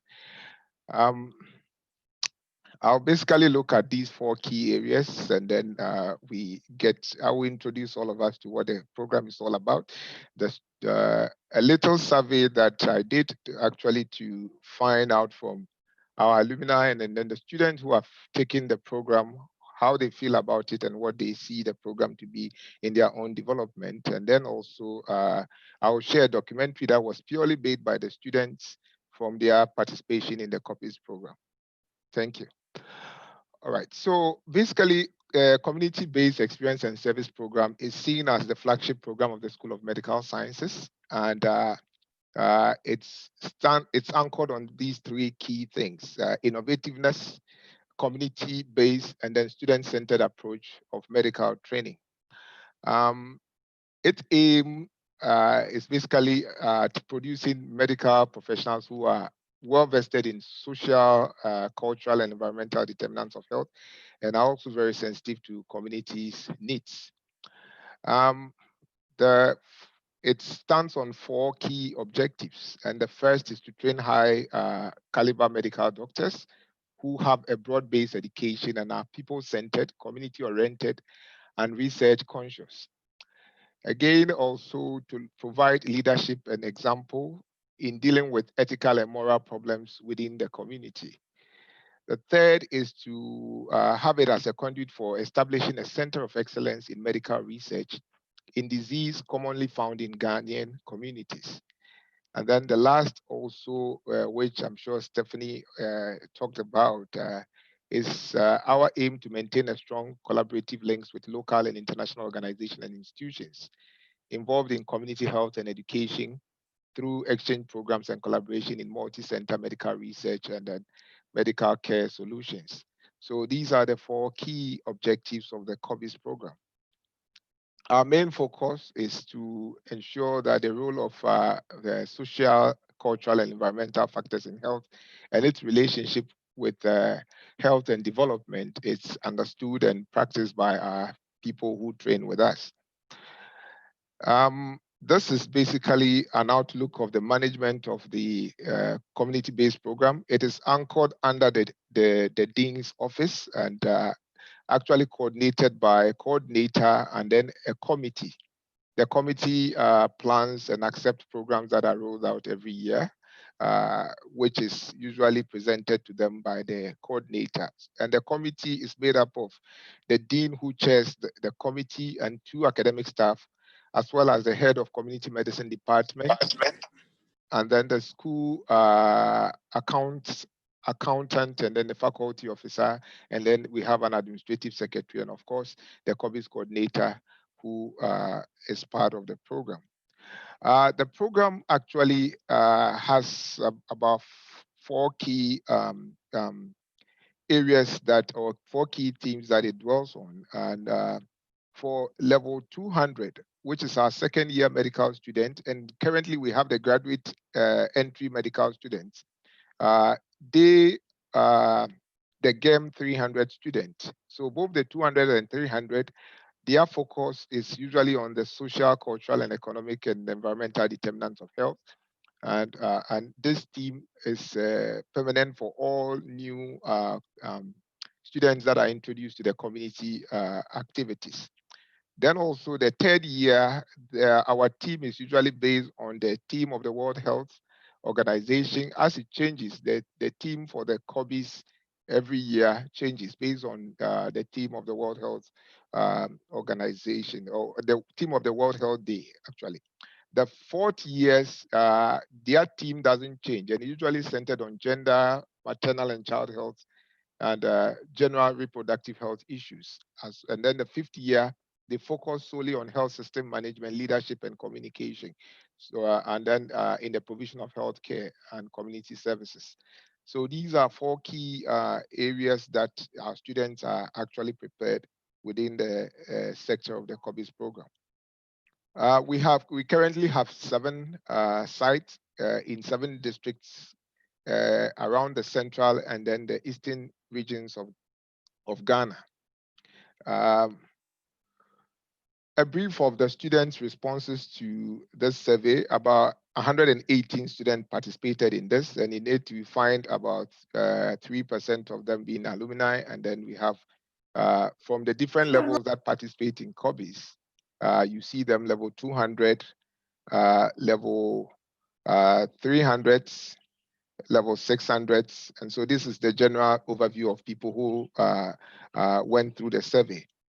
Some of the questions they responded to are, what is your view of the COBIS program in medical education? And you find majority of them looking at COBIS as a way of developing students' public health skills in identifying, planning, and implementing health-related interventions.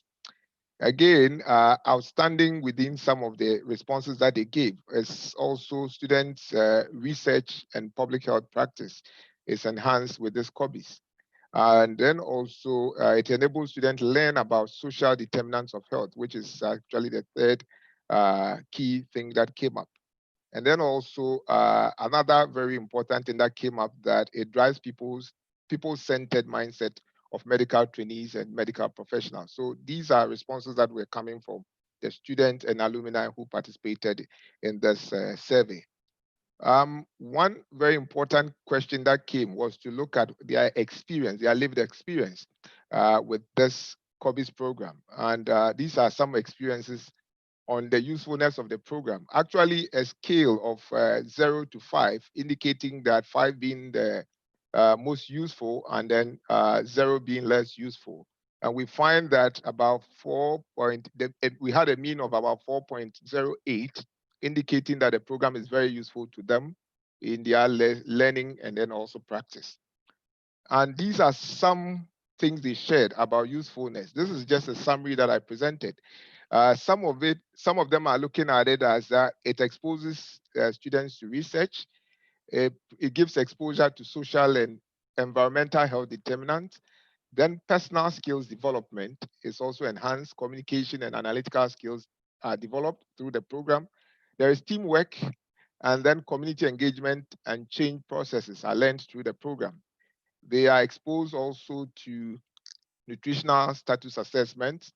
And then it drives students' aspirations for pursuing a career in public health. And then also some of the responses are that it promotes leadership and presentation skills are learned through the program.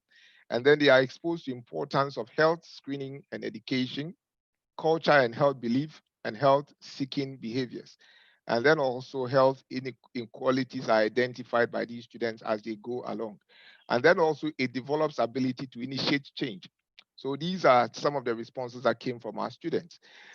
Now, these are just brief quotes that are from the surveys that were done. This is one of the quotes. COBIS has helped me to understand how the geological location, culture, educational status, perception, about health-related issues of an individual influence the disease outcome and health-seeking behaviors. It actually helps you to understand the people well because you've had the opportunity to live with them and eat what they eat. Another said, it has enabled me appreciate the role of various factors, including social, cultural, levels of education, and environmental in determining the quality of health and health-seeking behaviors of individuals. Another said, it has also been an eye-opener to the inequalities of health infrastructure and health personnel in rural or less endowed areas in Ghana, resonating with the need to provide avenues for access to quality healthcare services.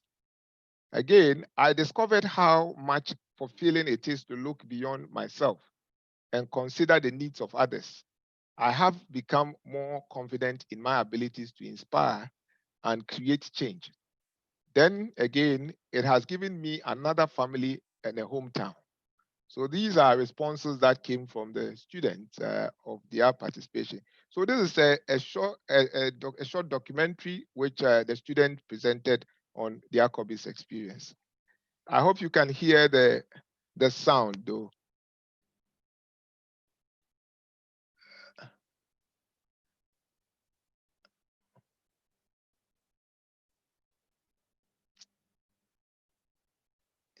Please, can you hear the sound of the video?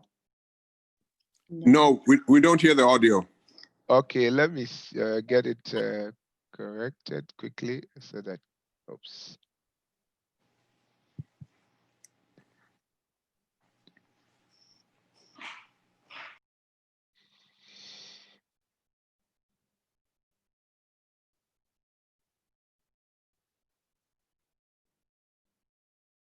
Okay, I guess it's corrected now.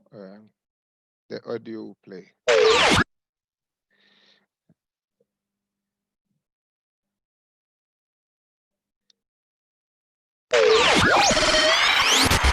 hope now you can hear the audio. Competence was here again with the theme Achieving Universal Health Coverage, Alternative Medicine Use, and the Rural Alternatives to Addressing Their Essential Healthcare Needs. 10th February was here already. As we journeyed to our destination, we had nostalgic recaps of the bonds we had created last year.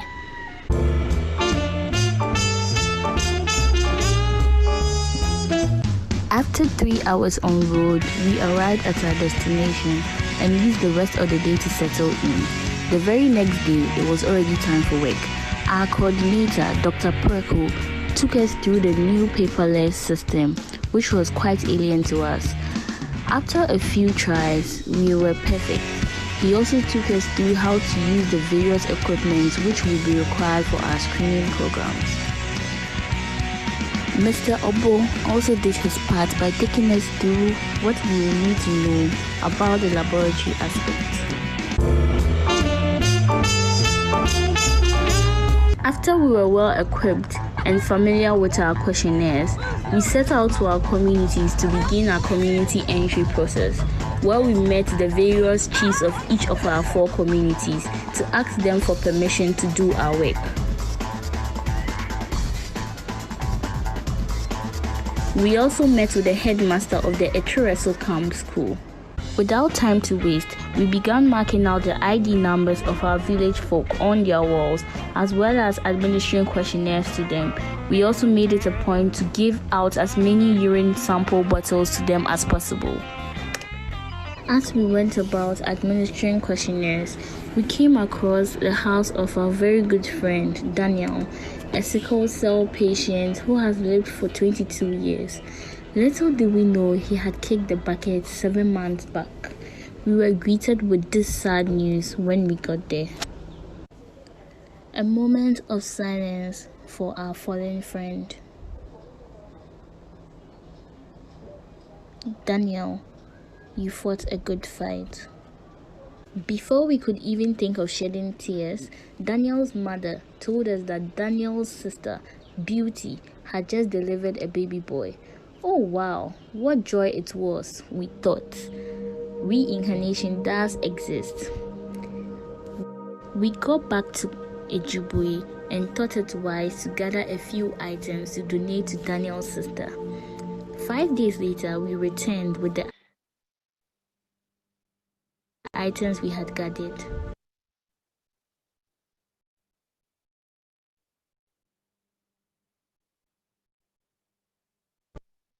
Only to be told that the baby Daniel's sister had delivered had a deformity. Oh Lord, wasn't this enough for them? What was even more heartbreaking was they were told to come back to the hospital after 3 days, but due to financial constraints, they couldn't. We did our best and gathered enough money to cater for their transportation to the Odan hospital and for a few other amenities. And even though we were hit with such news, life still went on.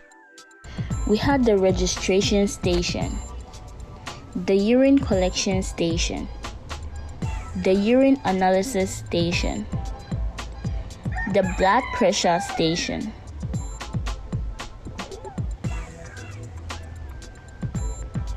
the glucose station, the HB station, the anthropometry station, the microscopy station, where we found calcium oxalate crystals as well as cast cells in some urine samples of the individuals who were present. And last but not least, the counseling station. As part of a community service, we held worship with the children, where we shared Bibles to them. We also had a short speech on public speaking, where we empowered them, as well as organizing the first ever debate competition, which was quite impressive.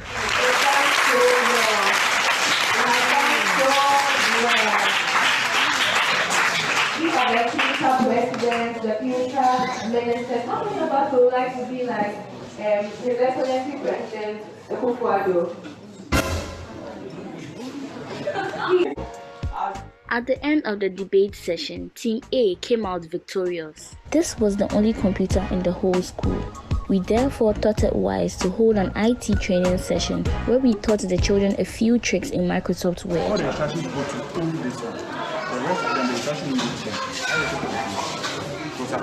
honest, one thing that kept us on the move was this wache at Akwesiewa. Ah, dada, akbelo.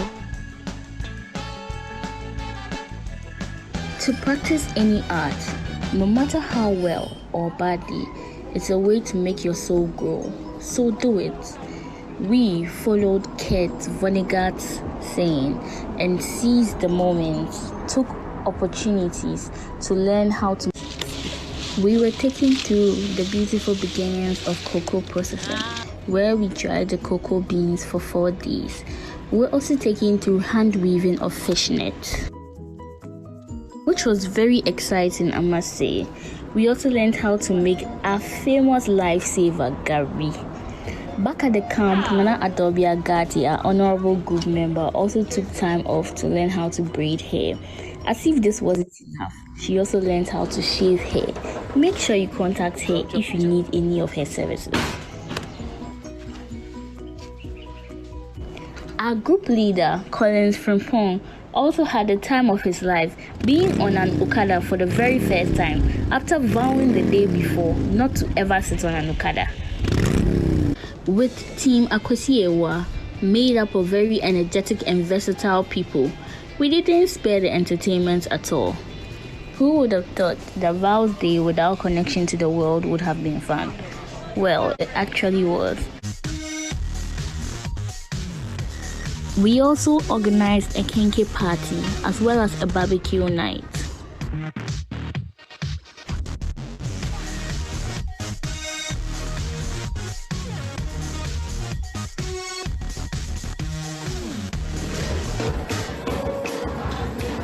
When we go to Rome, we do what the Romans do.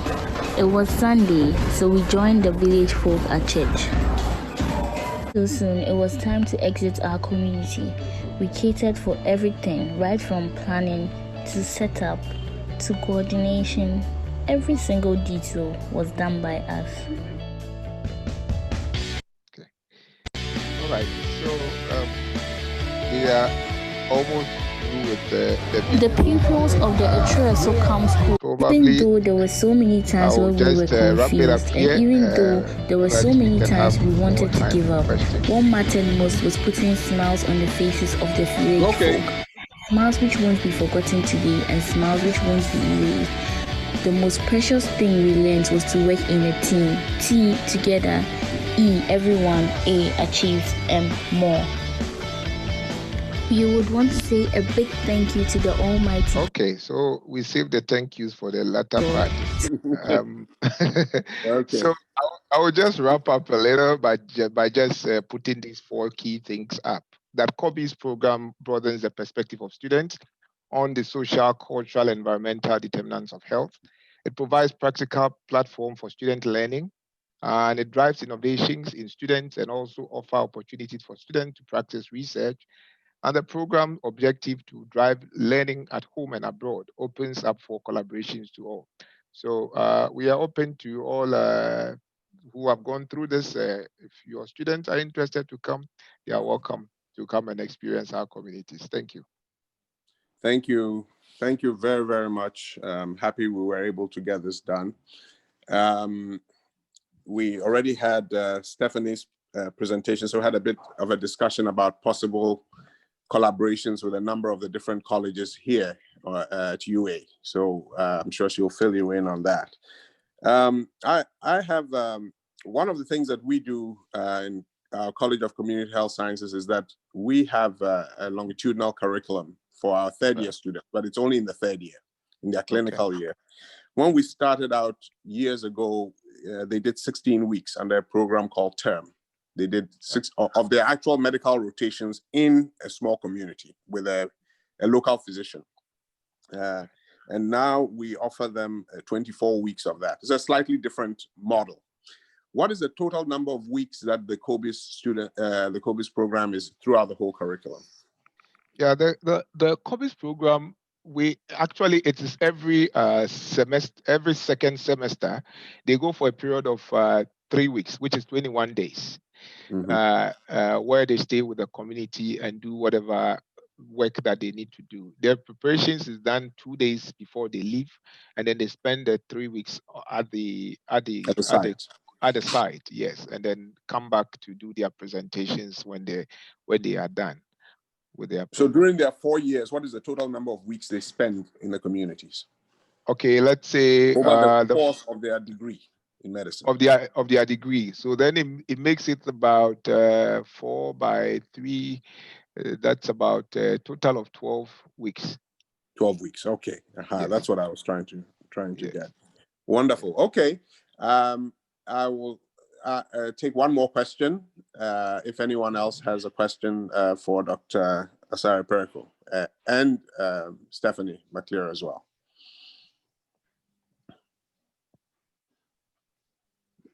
All right. Well, if we don't, then it means that everything was covered. And you probably want to send your video to some of us to look at and take our time to go through. Okay, so you may send it to Lisa. It's already shared with Pamela, I guess. Okay. I shared the entire presentation with Pamela as well. Okay. All right. So thank you so very much, and we look forward to possible collaborations both at the undergraduate level, and the postgraduate level. It looks like my college, Arts and Sciences, definitely have students who would be possible participants in part, if not in all, of the program, but certainly at certain points in the program, coming down and working in the community, ideally with some of the students at Cape Coast at the same time. So thank you. That would be great. We also look forward to that. And we are open to other departments as well, not just health. Agric, for example, because of the farming community, we would love that people come along. Right. Thank you for the opportunity. Thanks. So you made it. No problem. Good. Okay. All right. Bye-bye. All right. So our next presentation is from Dr. Nikita Harris, College of Communication and Information Sciences. And Ms. Chastity G. Cooper, University of Texas Health Sciences Center in Houston, the role of new media in telemedicine education and training. Good morning, everyone. Good morning to my colleagues in Ghana. It's great to see familiar faces from last year during our trip, and good morning to my University of Alabama colleagues and guests that are on the call. Yes, the title of today's presentation is The Role of New Media in Telemedicine Education and Training.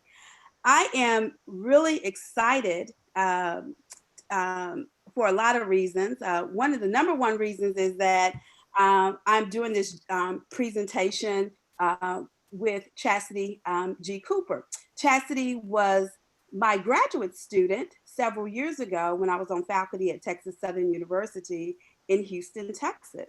And so it brings me a lot of joy to work with students that are working in the field doing communication work. Chastity is at UT Health. She works in the Department of Clinical Skills at the McGovern Medical School. And so I want to start out, there's a quote that just has been really resonating with me lately.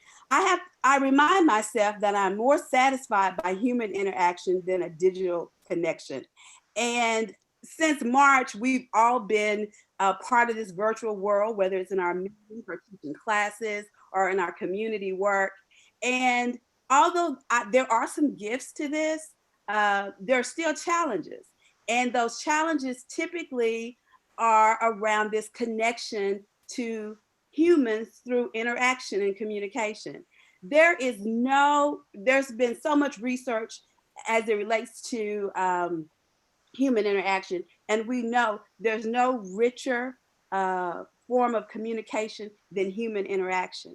However, when COVID hit and we were faced with this pandemic environment in March, it was a driving force for educational institutions all over this world to really think about how we deliver education in a virtual world. And we had to really kind of think about that and think about it at all levels. Because I know there are some courses where professors used to say, well, you know, I can teach that online, but this deals with a lot of human interaction, a lot of human communication. So we're not able to do that. But we found ourselves in a predicament where we were moving on with the agenda, and we had to think and reimagine and recreate different modalities, even in those type of training situations where they're involved high complex human communication and human interaction. So today we're going to talk about a case study that examined here at a medical school in the US in the Southwest region that really attempted to replicate some of those traditional face-to-face, real-time human interactions in training future healthcare providers, medical students in terms of complex communication. And one of the things that we're doing here is really investigating how new media impacts the role of nonverbal and verbal communication when it comes to education and training. And so I just kind of want to just briefly talk about what is this when we talk about new media, what does that mean? In '84, Rice termed this, and he comes out of the area of mass communication. And basically it's communication technology that enables user interactivity between user and information, okay? So new media basically has replicated or in place of what we consider in the field of communication, old media. When we talk about broadcast television, radio, print media. So when we're talking about new, we're talking about higher forms of technology, computer animation, simulation, computer games, different types of learning platforms. there's a whole body of research in CMC, which is called computer-mediated research, which really examines over the last 2 decades how new media has really blurred the lines in spaces that we at one time in research only considered that to be a phenomenon where we were studying mass communication or interpersonal or group communication. And so now we're seeing how new media is, we're understanding at different levels as things are blurred, as technology increases, as technology advances.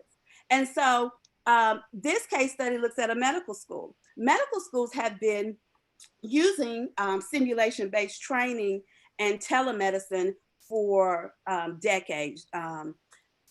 Some of the landmark studies from 1984, 1999, which really looked at human error, injuries, costs as it related to inadequate training. Simulation-based training really started in the aviation field when new pilots, novice pilots were learning to fly. And that makes sense that before we put you up in the air, we want you to try it out. And we want to create simulate an environment where which you can practice so that when you are put in that situation, the outcomes are better. So one of the things that we know about the simulation-based training medical research, that it does help in terms of mastering proficiency of clinical skills.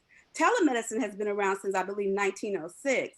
But as the evolution of technology rises, as we new media, new forms, and various modalities are increased, there has been a call to produce more advanced modalities.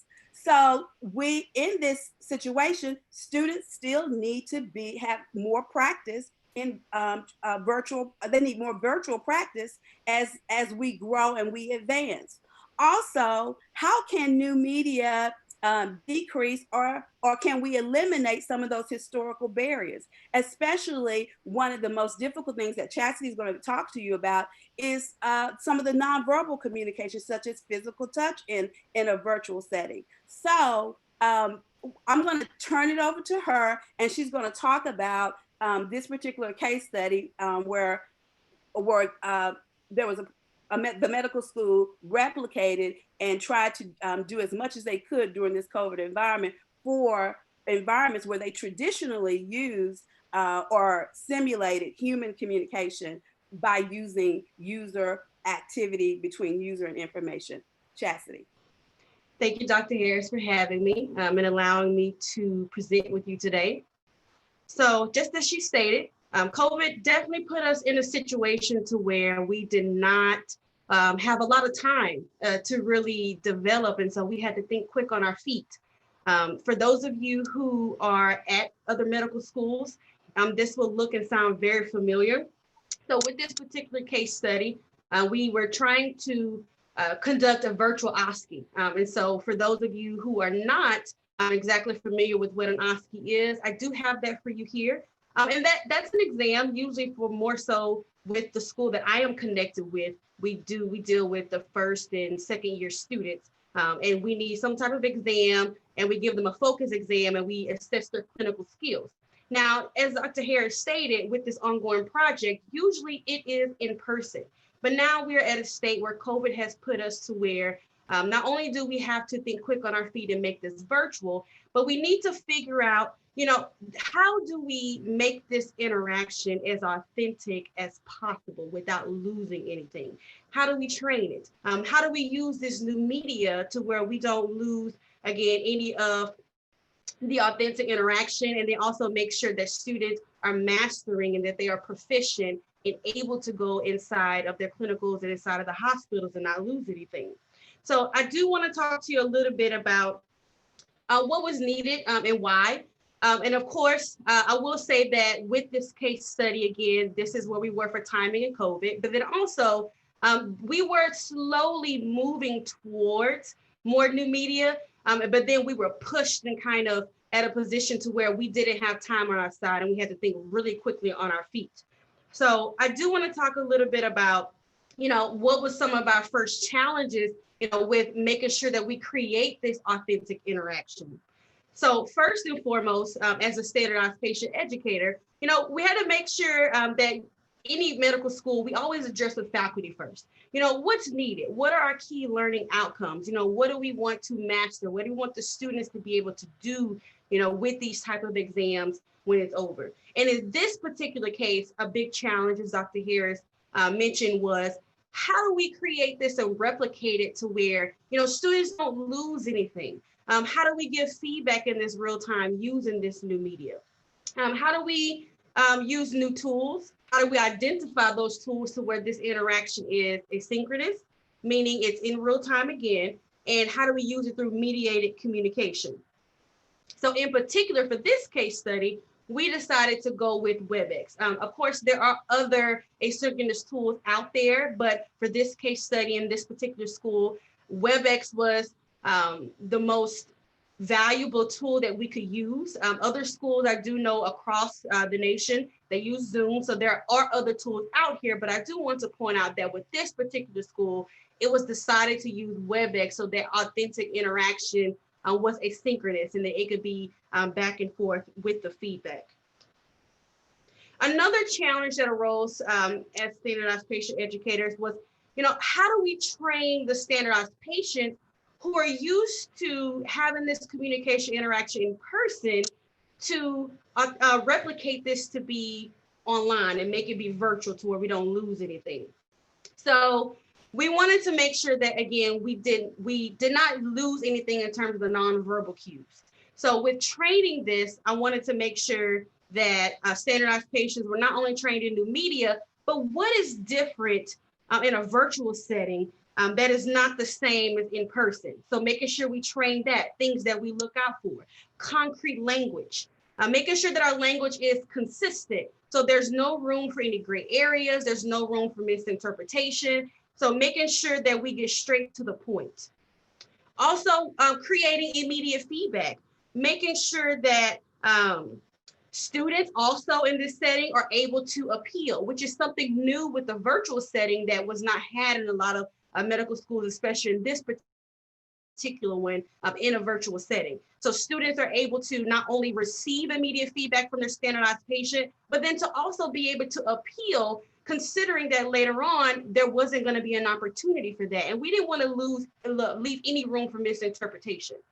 Also training standardized patients to be better active listeners. Now, I do want to point out that we did train this before, so this isn't anything new, but what was new in this setting with standardized patients, again, is using the new media. Okay, how do I critically listen with this information? And also, how do I look for the displays from students and picking up those empathetic displays of interaction and communication? So how does that look different in a virtual setting? So we wanted to make sure that we pointed that out. And then another challenge that arose was, how do we evaluate mastery and proficiency of clinical skills for a large cohort? Now, for some medical schools, the cohort and the classes may not be as large, but for this particular study, this was a particularly large school and a large cohort of students, which made a big challenge really arise in terms of the new media. How do we approach that without losing anything? How do we keep records of this data? So with in-person training and in-person exams, there were other new media, but this new media, I do want to point out, was not asynchronous. So it did allow for faculty, students, and then standardized patients later to go back and view. So with the challenge now in a virtual setting, there's this heavy data on where do we keep it. I do want to point out that it was explored, different ways that we could record this, different ways that we could house this data, but then it became very difficult. So then the challenge was, how do we provide immediate feedback? And then how do we keep up with being critical without making the SP have to step out of character in that interaction with the student? So this is where the challenge came up. Okay, we need to create an interreliability rater, someone who is able to address any of those appeals, someone who is able to only focus on the feedback itself and be able to look from the outside in case there's any misinterpretation, and to identify some of those weak areas from another standpoint. So that was different in this virtual setting. One other thing that I want to point out that was definitely a challenge for this was, how do we take this master and proficiency, and then how do we look forward to the future in terms of how concrete this is? How are we catching any of these misinterpretations, and what do we fix for later? So that was definitely a challenge. Not exactly if we can do it, but how do we make sure it's mastered? How do we make sure the students are proficient? And then how can we fix it for later? And then how do we take this communication between the student and the SP and make sure that it's authentic, and then make sure that there's no discrepancy of kind of like for lack of better terms, he said, she said, which is where our reliability rater came from.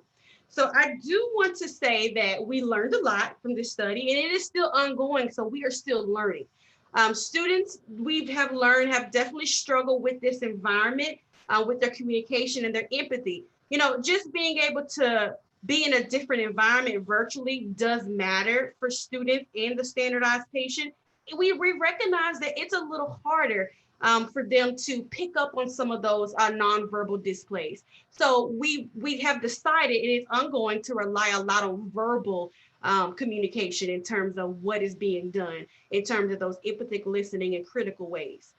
Lack of environmental awareness due to technology. So I do want to point out that making sure, if a school is going to conduct any type of virtual exam, that everyone is aware that this is an entirely different environment. A virtual environment is definitely very different, again, from in person. There's different types of noise that can happen in the background, and even aware. So we learned that we could prepare for some of the noise, but again, we have learned that there are some other ways, other things that we may not have been prepared for, in terms of making sure that everybody is aware. So we didn't want to subtract or add to anything from the setting, because we only wanted to focus on the exact exam and the exact people and the skills that we were assessing. Also, we learned that there were some immediate feedback gaps. So there were some training gaps and there were some learning gaps. So I will say that it has taught so far that there's some areas that we need to revisit, because this is new and it's ongoing. And then also, not only do we need to revisit some of the areas, but picking up on some of the things we missed, because this is new. So there are some factors and there's some things that were missed when you're exploring, such a new environment. One other thing that is really key, if another medical school is looking at this, that we've learned, is for facilitators, they require additional training. So not only training on communication, feedback, and the interaction in terms of making sure that they are very aware of everything that's critical, aware of all the information, aware of everything else, but also training on the new media. Making sure that these standardized patients, which is who this particular school used for facilitators, were also aware and proficient in the new media. The last one we learned was the uncontrolled barriers. So no matter how much you train and no matter how prepared you are for any situation, then there are some barriers that are uncontrolled. And so the difference with a virtual situation as opposed to in person is that sometimes those technology barriers are out of our control. So for instance, we found things like there were loss of internet connection or things that we just weren't prepared for. For this particular study, there was an IT team. And so it was a privilege for this study to have that. But even with that, and training and extra training for facilitators, you still could not be prepared for what was at hand for that day.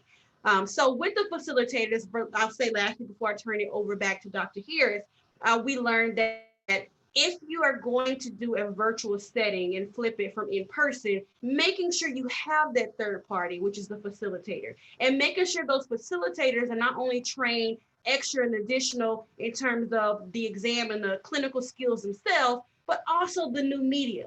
Are they proficient in the new media? Do they know what to do in case something goes wrong with the new media? Because that facilitator needs to take all of the pressure off of their standardized patient and off of the student to where they can only focus on the authenticity of the interaction between themselves to make sure that this exam can be performed. Okay, so I want to turn it back over to Dr. Harris so she can close us out. Okay, so just very quickly, in terms of future research, Chastity answered there's a lot of room in terms of theory building and understanding how we can replicate and authenticate real FaceTime physician-patient communication using new media.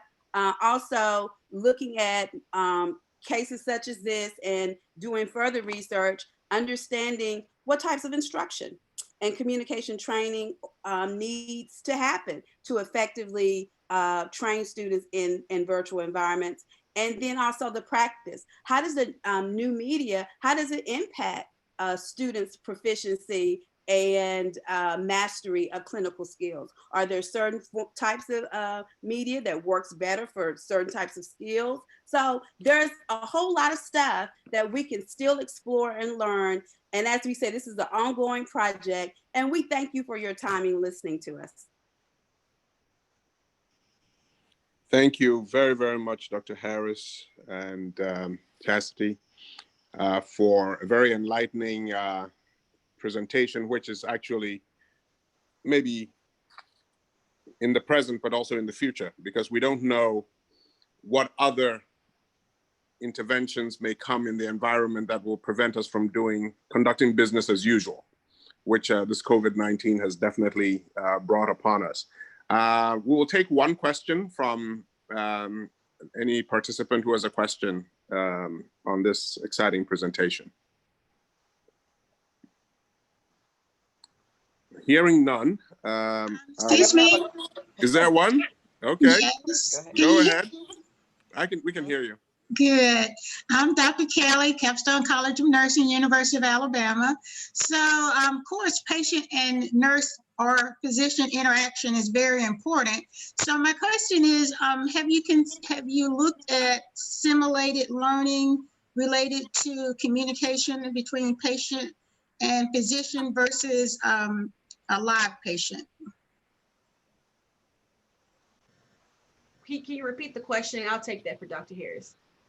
So my question is, are there simulated programs that helps with communication that are already manufactured or distributed in a company that you maybe could compare the results with? Yes, and again, it is an ongoing study. And I do know that there is more out there to where we can compare. And I definitely do see in the future when we kind of wrap this up that I would be able to compare more with other simulated studies that are out there. And again, this one in particular focuses more on the standardized patient with the student and not necessarily the physician. But I do definitely want to keep going further into it and making sure that I compare some of those communication interactions. Yeah. And I mean, there is a large body of literature on patient doctor interactions, live ones and telehealth ones. So, and most of it, on the most part, patients actually find it just as useful. Yeah. Just to be brief, yeah. Okay. So I don't have a question. This is, I'm Tamara Owens from Howard University. I just want to thank Ms. Cooper, my colleague, and Soror for this very important presentation. The more we can get out information about this new media, the better. So thank you so much for your presentation, and I look forward to collaborating with you. Thank you very much. I also think that there is a lot of there are a lot of possibilities for international capacity building, so that material that is gathered in one place could be used somewhere else in the world where those teaching materials are sorely needed as well. So I think that there's a lot of room for growing this between UA and our partners in Ghana and elsewhere as well. Thank you.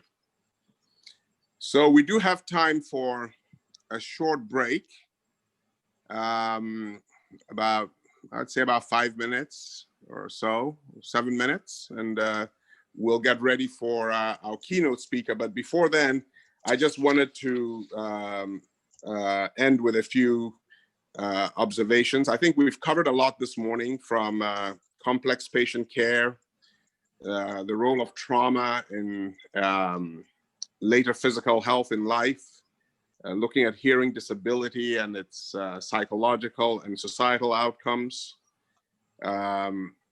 Dr. Akam sort of gave us a new development marker, is anemia for development, and some of the needs that we have in adapting international benchmarks to local conditions, as Dr. Obriyebo pointed out, and also the real possibility of collaboration in community-based education and community service learning between Cape Coast and nursing and health sciences and anthropology here at the University of Alabama. And I think with the very last presentation is actually the one that I think takes us into the future because of its very prescient nature. So these are the beginning steps of a long journey. And it looks like we have looked at how the pandemic has affected ongoing work, but also how the pandemic has inspired new work, speaking to the resilience we all require to succeed. So I think that there are definitely a lot of possibilities here for further exchanges between teachers and researchers and students, and collaborations that could probably lead to some very good joint grant applications. So thank you everybody for participating this morning, and I'm very honored to have been able to try to keep some order in the exciting nature of things, because I think every speaker could have spoken for 3 hours today. So thank you all very much. So we'll take a break and gather in about 5 minutes for the keynote speaker, who will be Dr. Billy Kirkpatrick at 11:05. Thank you.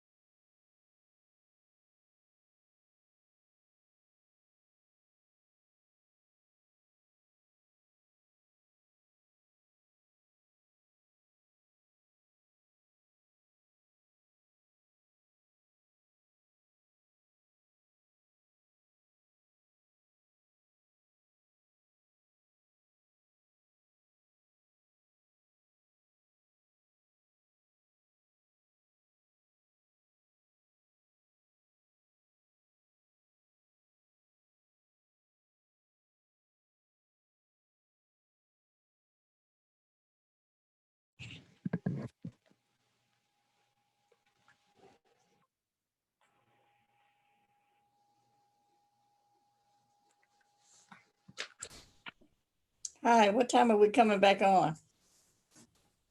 11:05. 11:05, okay. I was running, doing 5 other things, so.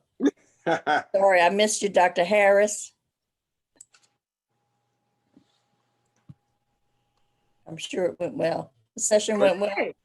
Yeah, I'm Hey, how sorry you I missed doing? you. I had an emergency meeting, so. Hey, nice seeing you. Yeah, the session went well. Yes, I think it did. Yeah, it went very well. It went very well. Okay. Yeah. Love the hair.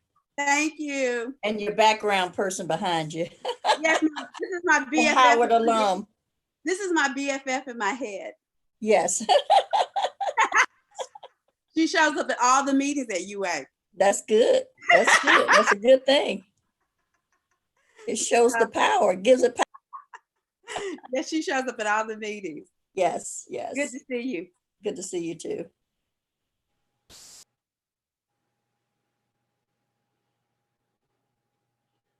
Yeah, Pam, a lot of good stuff, that you could get into. Yeah, yeah. I definitely sent a note to one of the presenters. So, and she mentioned Dr. Cody, Dorcas, Yeah.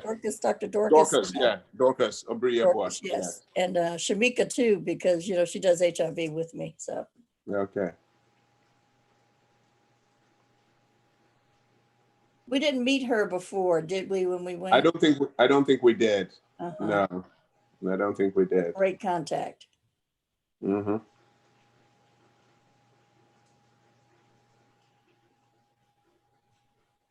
I'm gonna run quick and be back in a minute.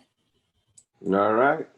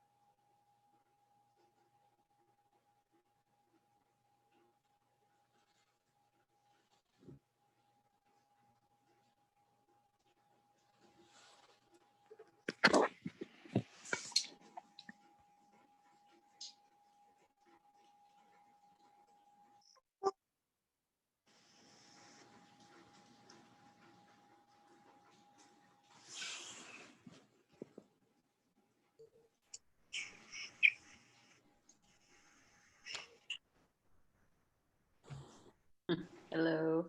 Hey, how are you? Good. How are you? Thanks for coming. Thanks for being here virtually.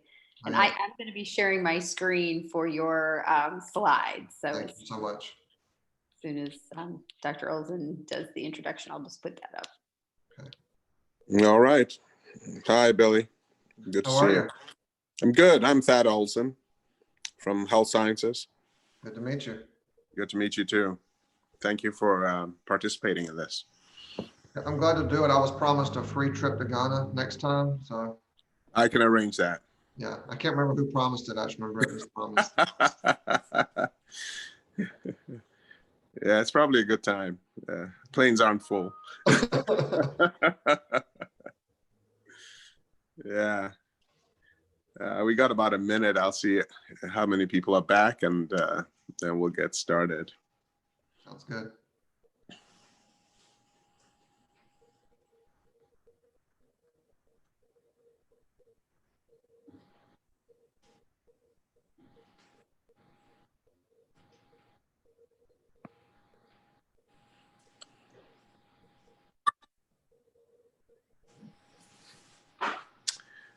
All right, I think we we have most folks still connected. So we're getting ready for our keynote speaker, Dr. Billy Kirkpatrick, who is the Executive Director of 5 Horizons Health Services in Tuscaloosa, Alabama. He's an adjunct faculty member at the University of Alabama in the Department of Political Science. 5 Horizon Health Services is a nonprofit, community-based organization that provides services in West Alabama and East Mississippi. It was founded in 1988 as West Alabama AIDS Outreach. The agency's original mission was to provide HIV-related outreach and prevention services in West Alabama, and it expanded to include a variety of services for populations in need of specialized or general care. Dr. Kirkpatrick has administered numerous programs designed to meet the holistic needs of individuals dually facing poverty and HIV infection, and designed HIV prevention, testing, and advocacy programs for college campuses and rural areas. He teaches courses related to nonprofit administration for graduate students. Dr. Kirkpatrick, welcome. Thank you. So I'm not very adept at the sharing my screen, so they're actually going to run the screen for me.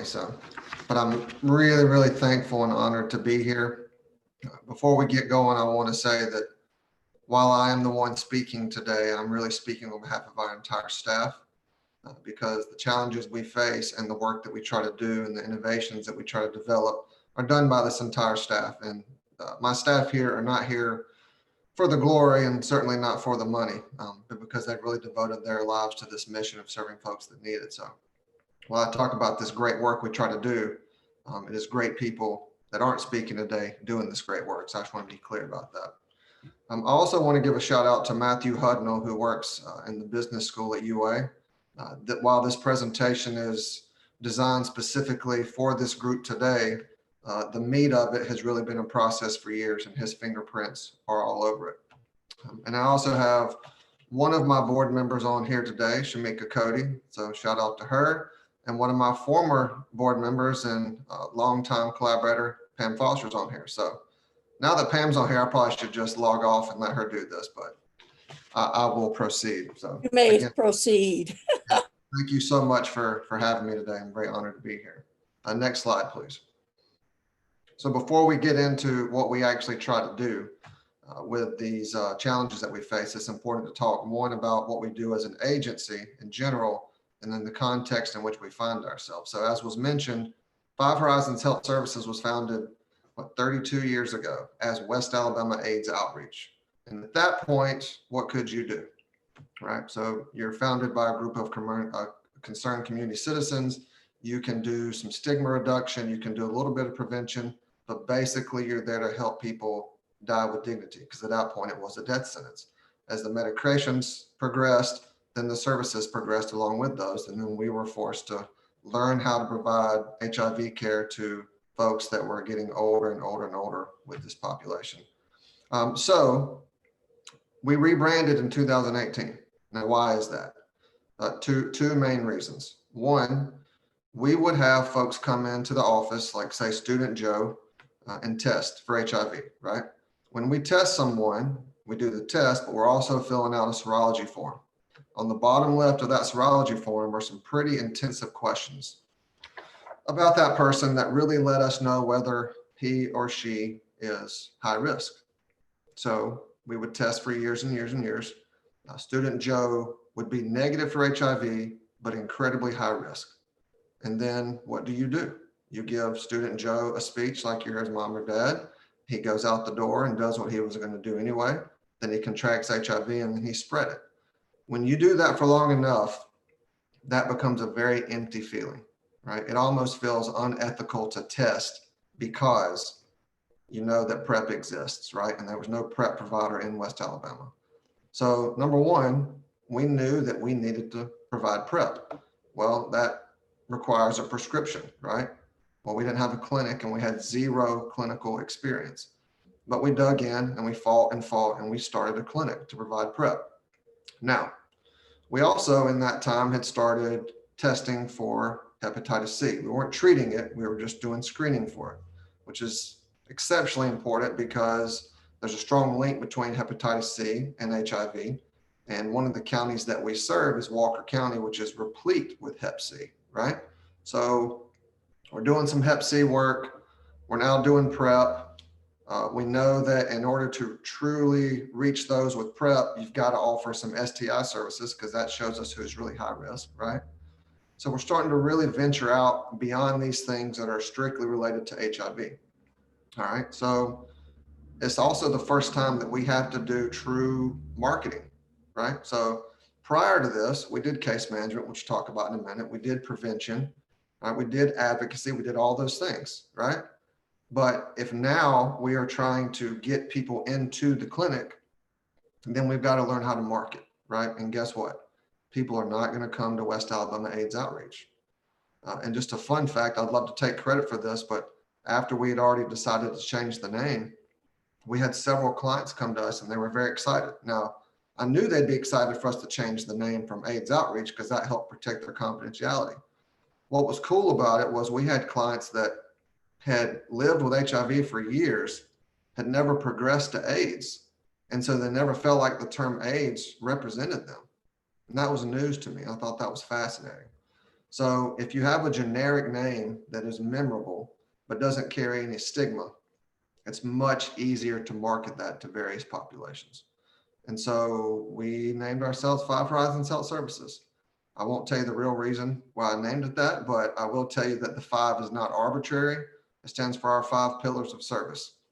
Medical care, number 1. Number 2, prevention and testing. Number 3, supportive services. Number 4, research. And number 5, advocacy.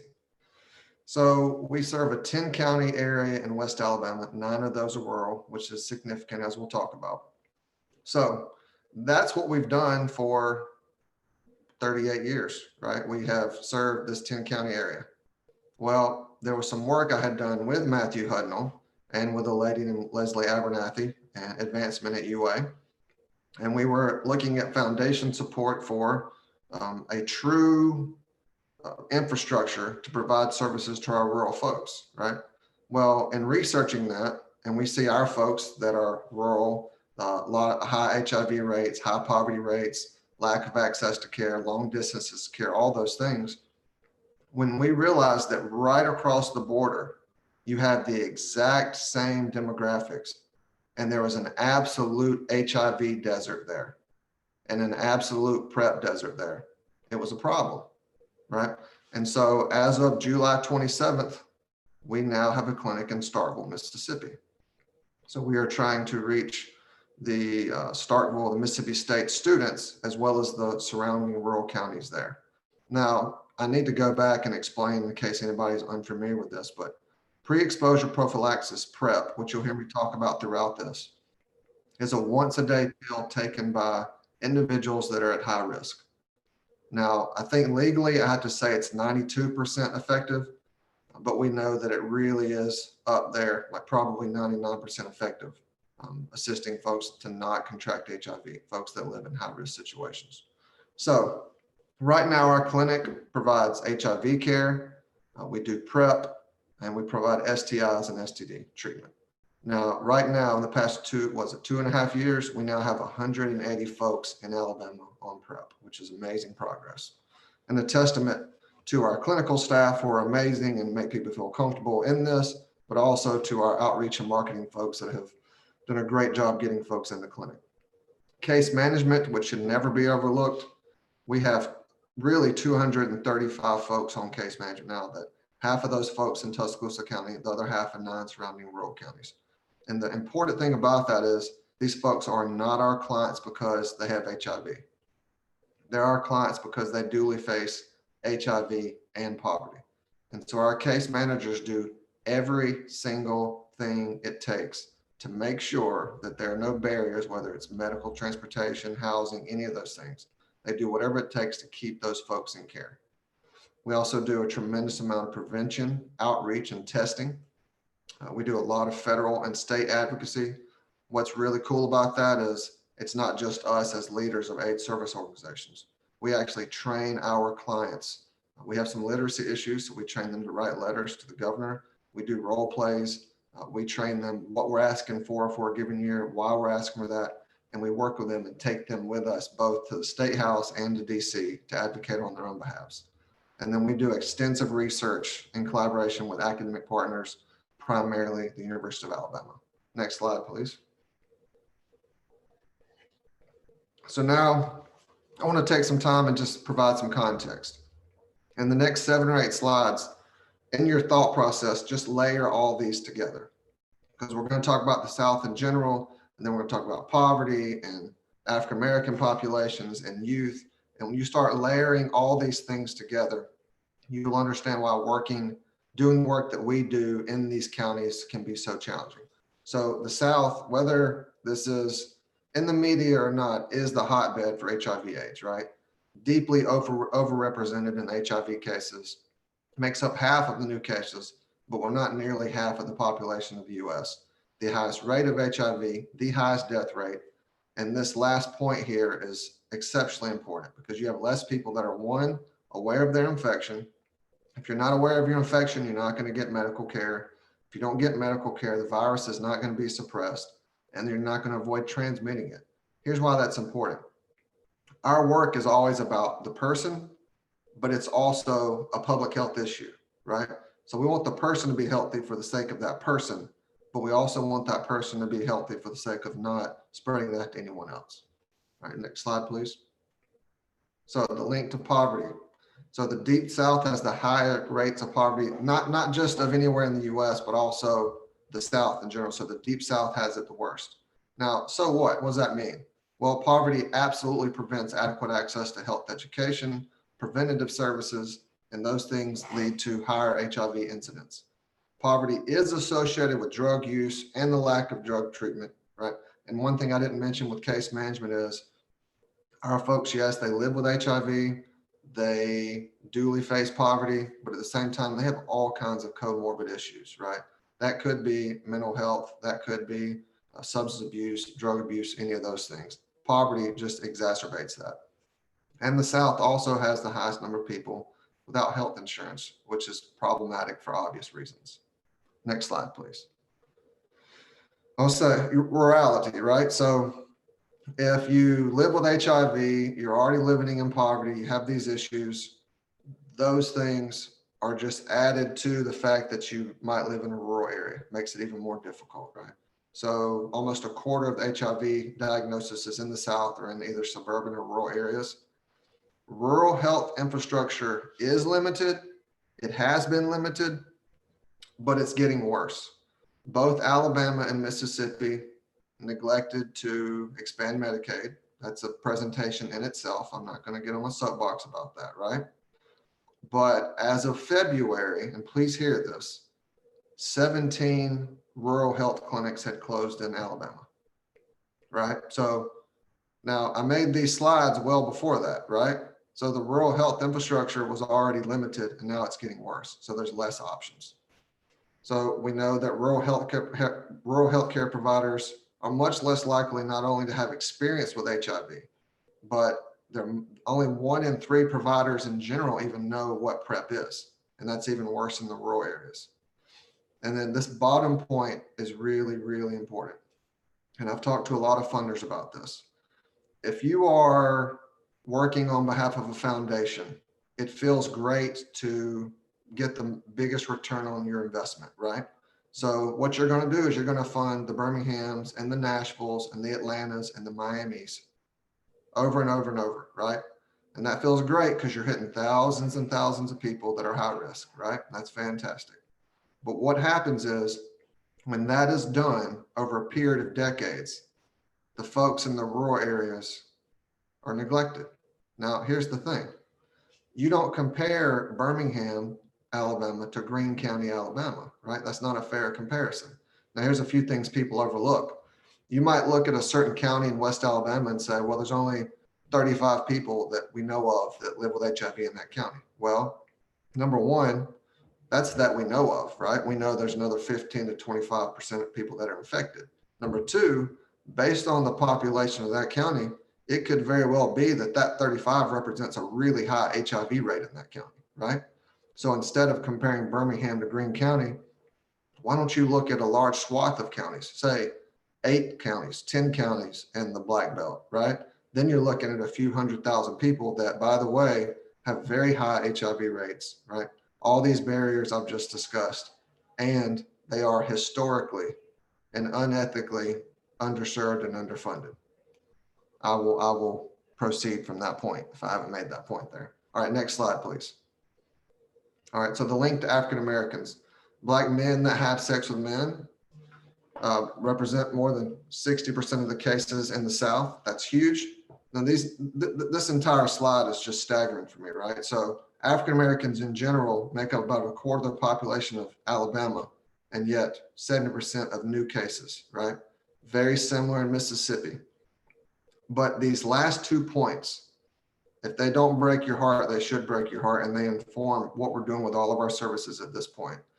Look at the difference between young African-American males and young African-American females and the white counterparts in Alabama, okay?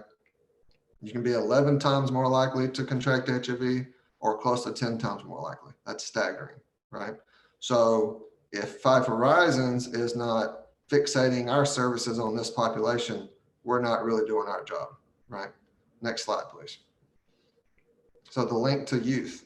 So you see that adolescents and young adults, and so when we talk about this, we're talking about 15 to 29 years old, right? Are twice as likely to be infected than the average Alabama resident, right? We know it's very similar in Mississippi. And just look at this last point, if you will. And I know it's a little dated, but we've seen this in places like Indiana and other places. Sometimes the cocktail is just right for a huge spread in a short amount of time, right? So even if there's a county and there's only 35 people that we know of that are infected, we have to watch some of these areas because there are moments where it jumps tremendously, right? Next slide, please. All right, so we know what these barriers are. So even if we get someone in HIV care, someone that's positive, right, get them in care, or someone that's high risk, we get them in PrEP care, we realize that if they're in PrEP, it's really difficult to keep them past 3 months, past 6 months, right? And again, we're going to talk about linkage and retention, but there's really no point in linking folks if they're not going to stay in care. It doesn't do anybody any good for you to be in HIV care for 1 month or 2 months, right? We want to be consistent, right? So Alabama and Mississippi both have their issues with this. And please just look at this last point. We see that, and this is from the Black AIDS Institute, approximately 1% of African Americans who could benefit from PrEP actually have a filled prescription. So we know what the risk is. We know that there's a way to decrease the spread of HIV, but we're not doing it. So we have work to do. Next slide, please. So this is our service area, which is much larger as of July 27th, thanks to Mississippi, right? So we serve 22 counties, covering over 16,000 square miles, over 820,000 in the population. A huge percentage of that are African Americans. Another huge percentage of that are college students on various campuses, several of which are HBCUs in that area. Very high HIV rate, very high, I mean, look, a quarter of the population of this area is below the federal poverty level, right? That's pretty massive. And then the average distance to PrEP and HIV care in this area is 45 miles, right? Or at least it was before we started the clinic in July 27th, okay? Next slide, please. So this is one of Matthew Hudnall's phenomenal maps here, right? And so the areas that are in red, these red plus signs, are places where there were options for PrEP clinics, right? PrEP care. Now you see some of the counties on the left side in Mississippi in pink are not the ones that we are actively serving, but they're highlighted to show you just how far some of these folks are from care. Now, again, everything that you see here, link that to poverty, right? So for the majority of people on this call, if you are 30 minutes from specialized care, that's not the biggest issue in the world, right?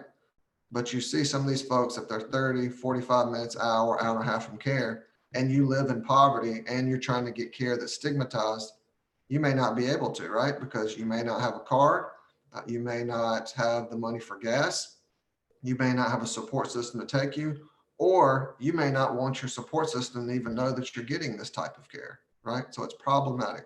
So we have to be innovative in getting these services to folks. All right, next slide. So how do you do it? These are the ways that you do it. And please hear me when I say this. None of these methods work by themselves, right?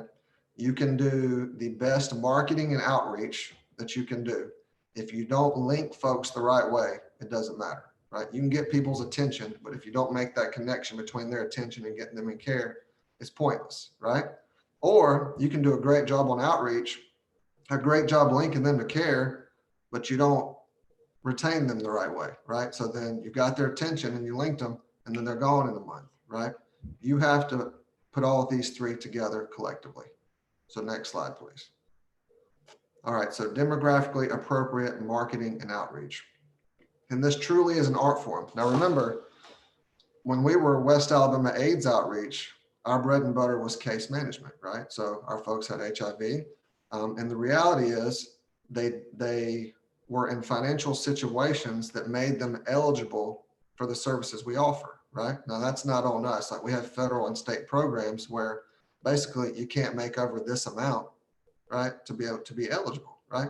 Well, that's not something you're putting on a billboard, right? So we have these folks referred to us or we refer them to ourselves when they test positive, but you're not doing true marketing. Now, there's marketing and there's outreach. And when I say outreach at Five Horizons, here's what that means. Putting innovative methods in place in order to reach high-risk African Americans, right? So it's not Billy going out to Stillman College and trying to do this, right? It's getting peers that we'll talk about in a minute. It's getting folks with similar lived experiences, folks with the trust of the community, right? So how do you do this? Number one, you have to have community health advisors or trusted messengers, right? So like I said, folks with similar lived experience. Now, we have a lot of academics on this call. So as we are trying as a clinic to recruit folks to our services, at this point is very similar to what you need to hear as an academic when you're trying to recruit folks for research studies, right? What you don't want to do is either go into a community and say, we know what you need. That never goes well because you might go in, hey, well, I've got some ideas for transportation, but their priority is food insecurity, right? Or you don't want to go in assuming that you know how messages are going to be the best, most well received, right? So what you do is you get input from the community and you get folks that are trusted messengers. And again, these folks are unicorns, right? Because they're not, they don't just fall off trees, right? So when you find one that's a trusted messenger that's really good in the community, you need to hold on to them, right? Because not everybody can do it. Just because you have similar lived experience doesn't mean you're skilled at this, right? So you get those folks in and they will help not only design messages, but they also help recruit. On a similar note, if you're working on campus, like say here for us it'd be UA or Stillman, you get campus liaisons, campus coordinators, peers, whatever you want to call them, right? When you're working in large areas like we are, it is exceptionally important to establish referral networks with area providers, right? And that could be all types of providers, right? So you can have medical providers, but also housing providers, food providers, all those type folks. You want to be in great relationships with those folks so they can refer and then you can refer to them. Because ultimately the point is your clients benefit from that, right? Then you really want to be innovative. Now you say, okay, look at digital advertisements, social media, dating sites. That doesn't sound that innovative. It can be, right? Because we had never spent any of our money on advertising our prep services on dating sites, right? Well, then we started with Grindr. Well, guess what? I care deeply about return on investment, right? I don't want to do shotgun methods of marketing where we just have one message and shoot it out to everybody and see who it hits. Like we want to be really targeted because we have limited resources, right? And so we had a ad on Grindr, one for African Americans, one for Caucasians, and we had really good analytics, right? Well, guess what? you can see who's looked at it. You can see how long they've read it. You can see if it's led them to click onto our site. And for the Caucasians, it was fantastic, right? Well, African Americans weren't reading it at all, right? So you go back to the drawing board, right? But that is part of innovation, is kind of what we call falling up the escalator. Like, we're progressing, but some of that's just through failure, right? Some of that's trying new ideas, seeing what works, and then learning from those failures. And plus, you know, I'm 43, so I'm not young anymore, but these folks really deeply live on social media, right? In our talks with Stillman, which I'll get to in a minute, it blows my mind that students wouldn't respond to emails. Like, that blows my mind. But they're like, no, we put our messages on Instagram because that's where the students are going to respond from. Okay, so the point is, meet the people where they are, right? And then at the bottom, these things sound really obvious, like canvassing, health fairs, videos, billboards, blah, blah, blah, right? You got that, right? But the thing is, make sure the messages are geared toward the people you're trying to reach, right? Look, that takes a lot of work, a lot of thought, a lot of brainstorming, but we will print several versions of things that are going to go out, right? So if we have a rack card, we're not going to send the same rack card to UA, right? Which will have more of a diverse group of students on it, right? On the picture, we're not going to send that one to Stillman, right? And what I'm saying is this, like Gilead, who manufactures the 2 drugs that we use for PrEP, they have ads on TV, right? Well, you know how many people I've heard say, well, and they have African Americans in those ads. I mean, I have folks tell me, like, I don't really see myself on that ad. Like, that doesn't seem to represent me. I'm not really interested. That's not for me. Well, that's the opposite of what we're going for. So we want to be as innovative as we can and make sure, like, we print as many versions that we need to print in order to reach the people we're trying to reach, because we want them to see themselves on the ads, right? Because then it's speaking to them. Next slide, please. So you've done appropriate marketing and outreach. Now you need to link folks to care, right? Number one, for us, and this is pretty specific to HIV, you have to have comprehensive testing opportunities with special emphasis on soliciting participation from high-risk individuals. Well, that sounds great, right? That's way harder than it sounds. We did an entire testing program at the local probation and parole office, right? Guess what? A lot of folks tested, and then when we really started looking at it, the folks that were really, really high risk weren't willing to get tested. They just kind of scooted out of it. They weren't even willing to take incentives, right? So that leads to some questions like, one, which incentives work, right? For whom do they not work? And really for us, what this ended up being was, it went right back to peers, right? We had to get peers in their ear. Like, we represent the man, the administration, people they don't know, people with whom they don't have relationships, you know, folks that they're just not comfortable with. But if you find folks that they trust and with whom they're comfortable, they are more likely to test. So you have to work hard to really get the high risk folks in sometimes. Now, this next point, and I cannot emphasize this enough, for us, if we're trying to link someone to care, you have to have a warm handoff, right? Here's what that means. If we're trying to get a guy in Greene County to get on PrEP at our local clinic, you can't just give him a card and say, hey man, you're high risk, give him a call. Not going to happen, right? We are very, very experienced with populations that are difficult to link to care and retaining care, right? And so you have to have a warm handoff. So whatever that means, right? So like, if we have peers out in the community and they're there with someone, then maybe they'll say, hey, I'll come pick you up next week. We'll go to the clinic, or let's call the clinic right now. Or if the person seems really uncomfortable, maybe the peer calls the physician and says, hey, can you give this person a call? Because, you know, that comes across differently when the actual provider calls you and talks to you about PrEP or whatever you need. So whatever that warm handoff requires is what we need to do, right? But you can't just hand somebody a card, and you just cannot assume people will just go to care because you've asked them to or suggested it to them. You have to establish a relationship between the patient and the medical staff, right? That goes a long way, right? And thankfully, we have 2 nurse practitioners here at our Tuscaloosa clinic that are amazing. And hear me when I say this, it is their relationships with the clients that have built this clinic, right? It's not even just the peers, it's their relationships. So you have to have the right staff. The next point, there has to be minimal delay from when you get their attention to when they get the appointment. This happens all over the place. I've seen this with many clinics, right? So you meet them, you realize they're high risk, you get them excited, you educate them, blah, blah, blah. And then, oh, okay, well, you'll be able to see us in a month and a half, right? Now remember, you don't have to be on PrEP, right? Now, we'd all agree that the HIV drugs are life-saving drugs, but people aren't generally going to perceive PrEP drugs like that, right? So the motivation is not there. So if you don't get them in a short amount of time and build that relationship with them and make them feel like you've done a warm handoff, they're not going to go to care, right? And so overall, you have to provide some type of care that's both accessible and affordable, right? And they have to know that it's affordable. That goes back to the marketing, right? So normally you're just saying this is what we provide. But even with the RAC cards that we're developing for Stillman, it's really going to emphasize whether it's for insured folks or uninsured folks, right? And let me stop right here and say this. I meant to say this when I talked about our clinic at the beginning. The history of our agency is helping folks without access to get access, right? So we were not going to start a clinic, and while we are, we accept insurances, we're not just going to be a clinic that serves students at UA that have insurance, right? We are glad to serve students UA, and we're certainly glad to serve high-risk students UA, but that's not going to be it, right?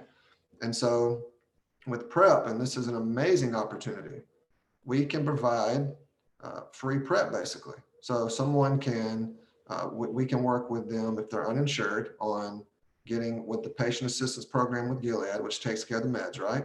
Well, then you got the lab costs, but we'll leverage our relationship with the labs owned by the Alabama Department of Public Health. And then the labs are either free or insanely cheap. So we might, and you have to be assessed every 3 months for PrEP. So we might charge someone $20 every 3 months. So like $6.67 per month to be on this super expensive medication, right? While also providing medical transportation if you need it. So that's what I'm talking about. Like, you have to make it affordable, but you have to let folks know it's affordable, because if, let's say you're at Stillman and you don't have insurance, why in the world would you think you could access this, right? You would never conceive of that, but you can. So it's important. Next slide, please. So the last part of this is retention and care. So multiple simultaneous and innovative methods to use to retain individuals in care. Number one is case management, right? Now, I keep talking about case management, and we do that for folks that live with HIV. But what that really means is extensive efforts toward barrier removal, right? So we're going to remove everything, like I've said, that we can in order to keep you in care. Now, the way really all this collaboration with Matthew Hudnall and Leslie Abernathy got started was I really wanted to put the same things in place for PrEP, right? So we know that the folks we're trying to reach with PrEP, the most high-risk folks in the state, we know they're of the same demographic that our HIV clients are, right? They're going to be in poverty, they're in rural areas, they're far from care, right? So we see how well HIV case management works. I'd really love the funding to see how well PrEP case management works, right? So once you get on PrEP, and this really speaks to retention, once you get on PrEP, right, what can we do to keep you on PrEP, right? Because it's not like you're not still in high-risk situations, even if you quit PrEP, right? So I'm not going to belabor this next point, but I just want to hit one thing: support system education. I wish we had much more opportunity to educate the family and friends of our clients. Now, obviously, we can't do that very often, right? Especially for our folks with HIV because of confidentiality, but that's really a dream of ours. Now, we did have one student that came in for PrEP, and his father had some concerns, and his father came in and met with one of our providers, and the provider told him what PrEP is, side effects, risk, blah, blah, blah.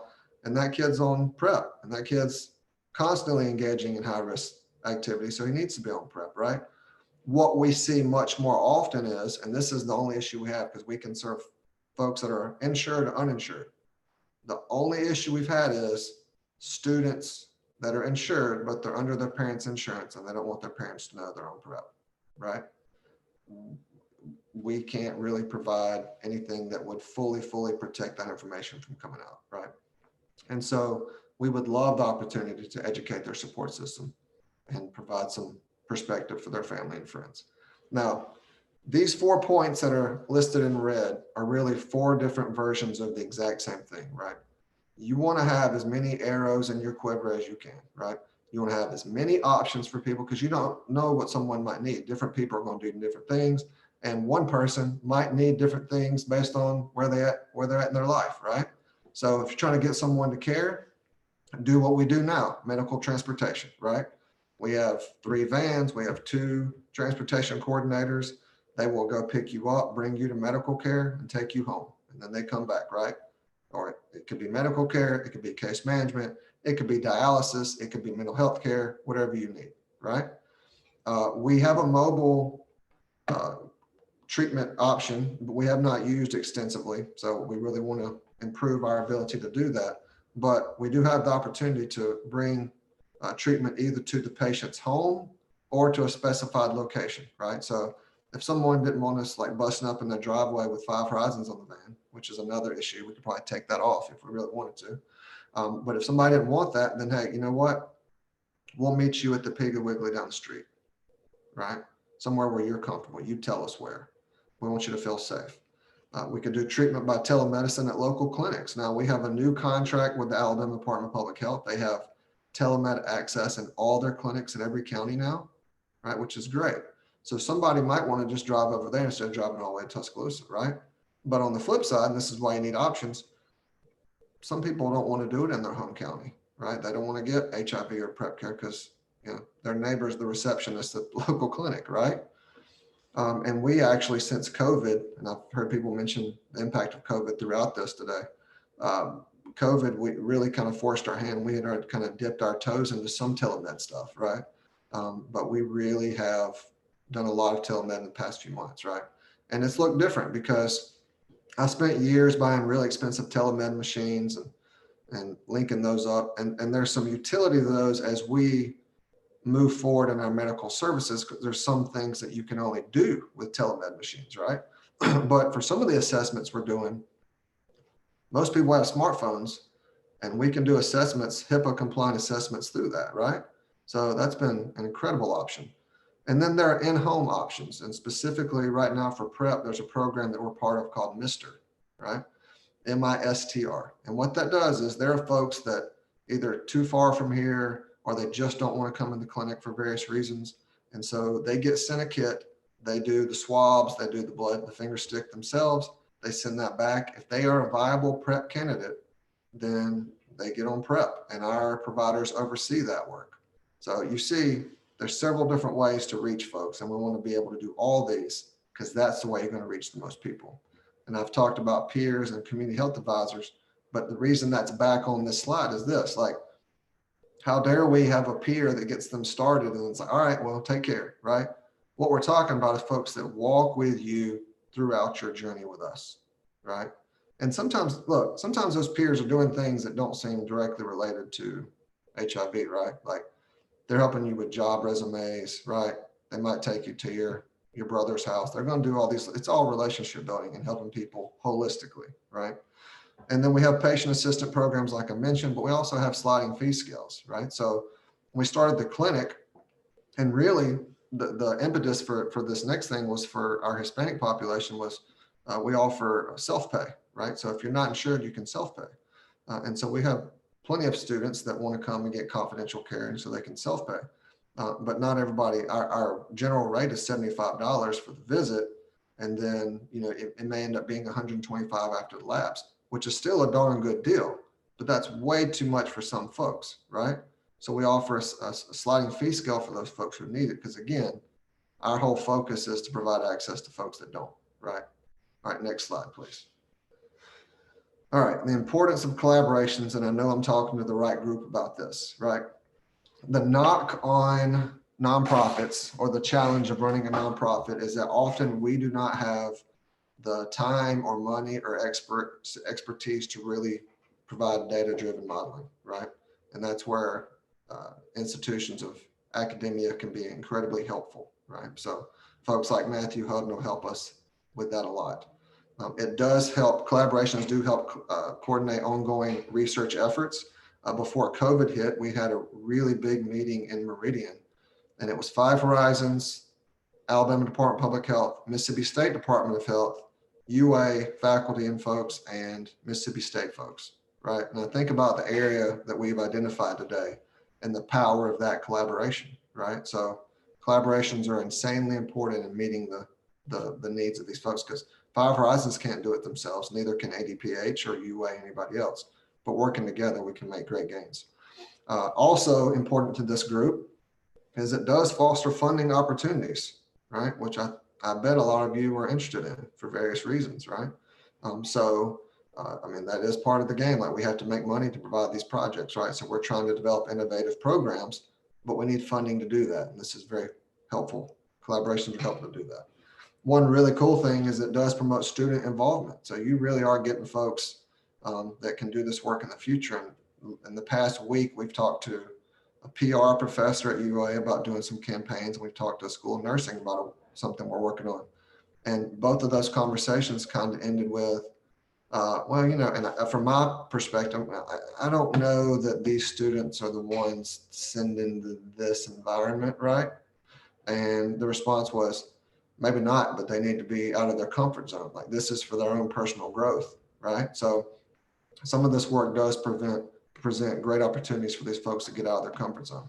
So it's great for students. And it does strengthen the capacity to replicate these efforts, right? So like, if we do something in a rural area, if we do something at Stillman, we're not the only place in the country, and certainly not the only place in the South that has issues at HBCUs or rural areas or whatever. So collaborations really help us to replicate this work. All right, next slide. So I'm gonna give you two quick examples of things we're working on right now. Number one, Stillman College. If you don't know, Stillman is an HBCU, historically black college in Tuscaloosa, Alabama. They have between 700 and 800 students, right? Almost exclusively African-American, and yet they have minimal on-campus medical care capacity. Now, Stillman does a really great job leveraging their resources in the community, right? They'll collaborate with different medical providers to get different things done. And I respect that. That's fantastic. Now, what we're doing is we're in the process of developing an MOU with Stillman that would allow us to educate and test and promote really to the extent possible, right? I really wanted unfettered access, unfettered by bureaucracy to do what we do. So one thing we're doing is we're developing an office across the street from Stillman, directly across the street, called 5 Spot, which we're calling a community drop-in space, which is also a safe space, right? At the same time, we're developing an on-campus presence. So we'll have an office at Stillman, hopefully, if this all works out, where we can do testing and stuff. So you have both spots. There are folks that are going to they're going to be comfortable on campus, right? And there's folks that just for their own feelings of confidentiality or comfort, they're going to want to be across the street, right? And we want to give them both of those options, right? Now, here's the cool thing. In both of these spaces, we're going to offer free HIV testing, right? Which that's fairly standard, right? For us. But we're going to offer free STI testing, right? And then if someone, let's say someone is positive for chlamydia, then they can come to 5 Horizons and get treatment at cost, which might be $5, $6, right? And we're talking about the cost of like the supplies just to do the treatment, right? And that is exclusively for Stillman, right? So you see, like we're trying to do put everything in play that I've talked about here, right? So we're reaching high-risk populations. We're using innovative methods to reach them. We're leveraging our collaborations to do this. So you see how we're trying to put all this in play at one time. We're also going to have campus liaisons that are employed by us. So student peers that are more effective at spreading this message than we are. And then as we develop promotional materials, it will basically be designed by and for Stillman students, right? Sometimes we've even done rack cards that are of local folks. We'll get a photographer to do it instead of just grabbing a stock photograph off the internet and using local folks, because sometimes that's more impactful. Next slide, please. And then the second example is our work with Selma-AIR. Selma-AIR stands for Selma AIDS Information and Referral. It's an AIDS service organization in Selma, Alabama, and one of our sister organizations in the state. The cool thing about us and Selma is we've always been the little engines that could here in Alabama. Like there's some monstrous AIDS service organizations, which we are not those, right? And we share a lot of areas. So our southernmost counties are their northernmost, right? So there's a lot of shared demographic, and we share several black belt counties. So Selma-AIR does a great job serving those folks. Now, their expertise is rural outreach. Our expertise is the clinical care. So as we've linked those, it's been really fascinating to watch. So what we do is our staff actually provide the prep training for Selma Air staff. Like they'll come here, we train them, right? This is what prep is. This is how we can offer it, blah, blah, blah. And then Five Horizons, we provide the tablets to Selma Air staff. So when they're out in the community, right? Again, this goes back to the warm handoff. When they're out in the community, they can get all the contact info and then really work with that client on how do you want to be contacted? Do you want to make an appointment now? We can go online right now and do it. We can call them right now and do it. What's most comfortable for you, right? But it's the Selma Air folks doing it because it's their community folks, right? It's not us, it's their community folks. So you get much more buy-in like that. So then we get the information, the contact information from that potential client, and then we link them to care as best we can. And then we're always willing to provide medical transportation. So again, we're seeking high-risk folks, we're seeking innovative measures, and we're leveraging our collaborations to do so. Next slide. So just a few other things when talking about really providing services in rural areas. So rural internet is a big issue, right? Or lack thereof, I should say. I've done a lot of work that really didn't lead to much, but I spent a few years, and Pam was involved in this, working on rural counseling, right? And we learned a lot from it, right? We didn't get much great data, but we learned a lot from it. But we do know that for certain populations, it can be really impactful, not just for counseling, but for case management or prep navigation or whatever it is. We are going to start working on the development of an app in order to help retention. We always talk about what are appropriate incentives and what are inappropriate, right, to encourage folks to participate. And then there's always the question of what is the best service versus what reaches the most people, right? So when we talk about MR, the actual best service is folks coming into the clinic and being seen by a provider, right? That's the best. But MR can reach a lot of people that wouldn't come in the clinic, so we know they're getting on prep, which is a priority. So there's always that conversation as well. Next slide. So that is what I have for you today. I'm not sure how helpful that was, but at least it's informative. So I don't know if this is a time for questions, but if not, you can certainly email me. Sure. We do have a few minutes for questions, and I think we'll take a few. Thank you very much for sharing your work with us, enlightening work, sobering at times, overwhelming at times, but it's definitely a story of perseverance and growth through innovative collaborations. So we really enjoyed it. I think Dr. Kirkpatrick will take a few questions. If I'm sure there'll be a couple at least. Anybody? Dr. Kirkpatrick. Oh. The statement. I'm sorry, Shamika. We got to go ahead. No, go ahead. We're thinking. Go ahead. Thanks so much for the collaboration, as Dr. Elza mentioned, particularly with Selma Air. I know they are really community. They're really the only aid service organization in the Black Belt. So collaboration with them is a smart idea. And also the expansion into Mississippi, thinking a little more regionally. I presented yesterday on a project I'm working on in Alabama, Mississippi, and Arkansas, where we're partnering with pastors around those topics like PrEP, because that slide you presented about only 1% of African Americans are really taking up PrEP. We need some help with partnerships, thinking about them referring to the clinics as partners. A service organization. So we'll talk a little bit more after we analyze the data and kind of talk about what we've come up with. In Mississippi, it's mainly in Jackson, which is a city, not rural, not east rural Alabama, but still there might be some opportunities to partner, but thinking about pastors as partners in this prevention fight as well. Yep. All right. Who was it? Was it Dr. Cody? Yes. Hi, Billy. Hey. I just want to say I really appreciate the efforts of Five Horizons and your leadership with advocacy, as well as just outreach with HIV clients. And it's definitely a passion of mine to work with your population and just work with you and collaborate. I have a few questions. You talked about Mr. PrEP. I can only imagine that a few of the barriers with retention for PrEP, one would be the blood draws you have to do every 3 months to make sure that they haven't converted to being positive, from negative to positive. So what are your thoughts about maybe some of the innovative methods to kind of combat that, the blood draws? And then the second question is, also there's a big push to CD4 count and viral load suppression. So CD4 count, keeping it high, and viral load suppression. That's kind of been like the goal of treatment now. So what are your thoughts about once you get past the hurdles of retention, actually looking at more targeting viral load suppression with your HIV clients? Yeah. Well, the blood draw sounds like a great research project for you to undertake, okay?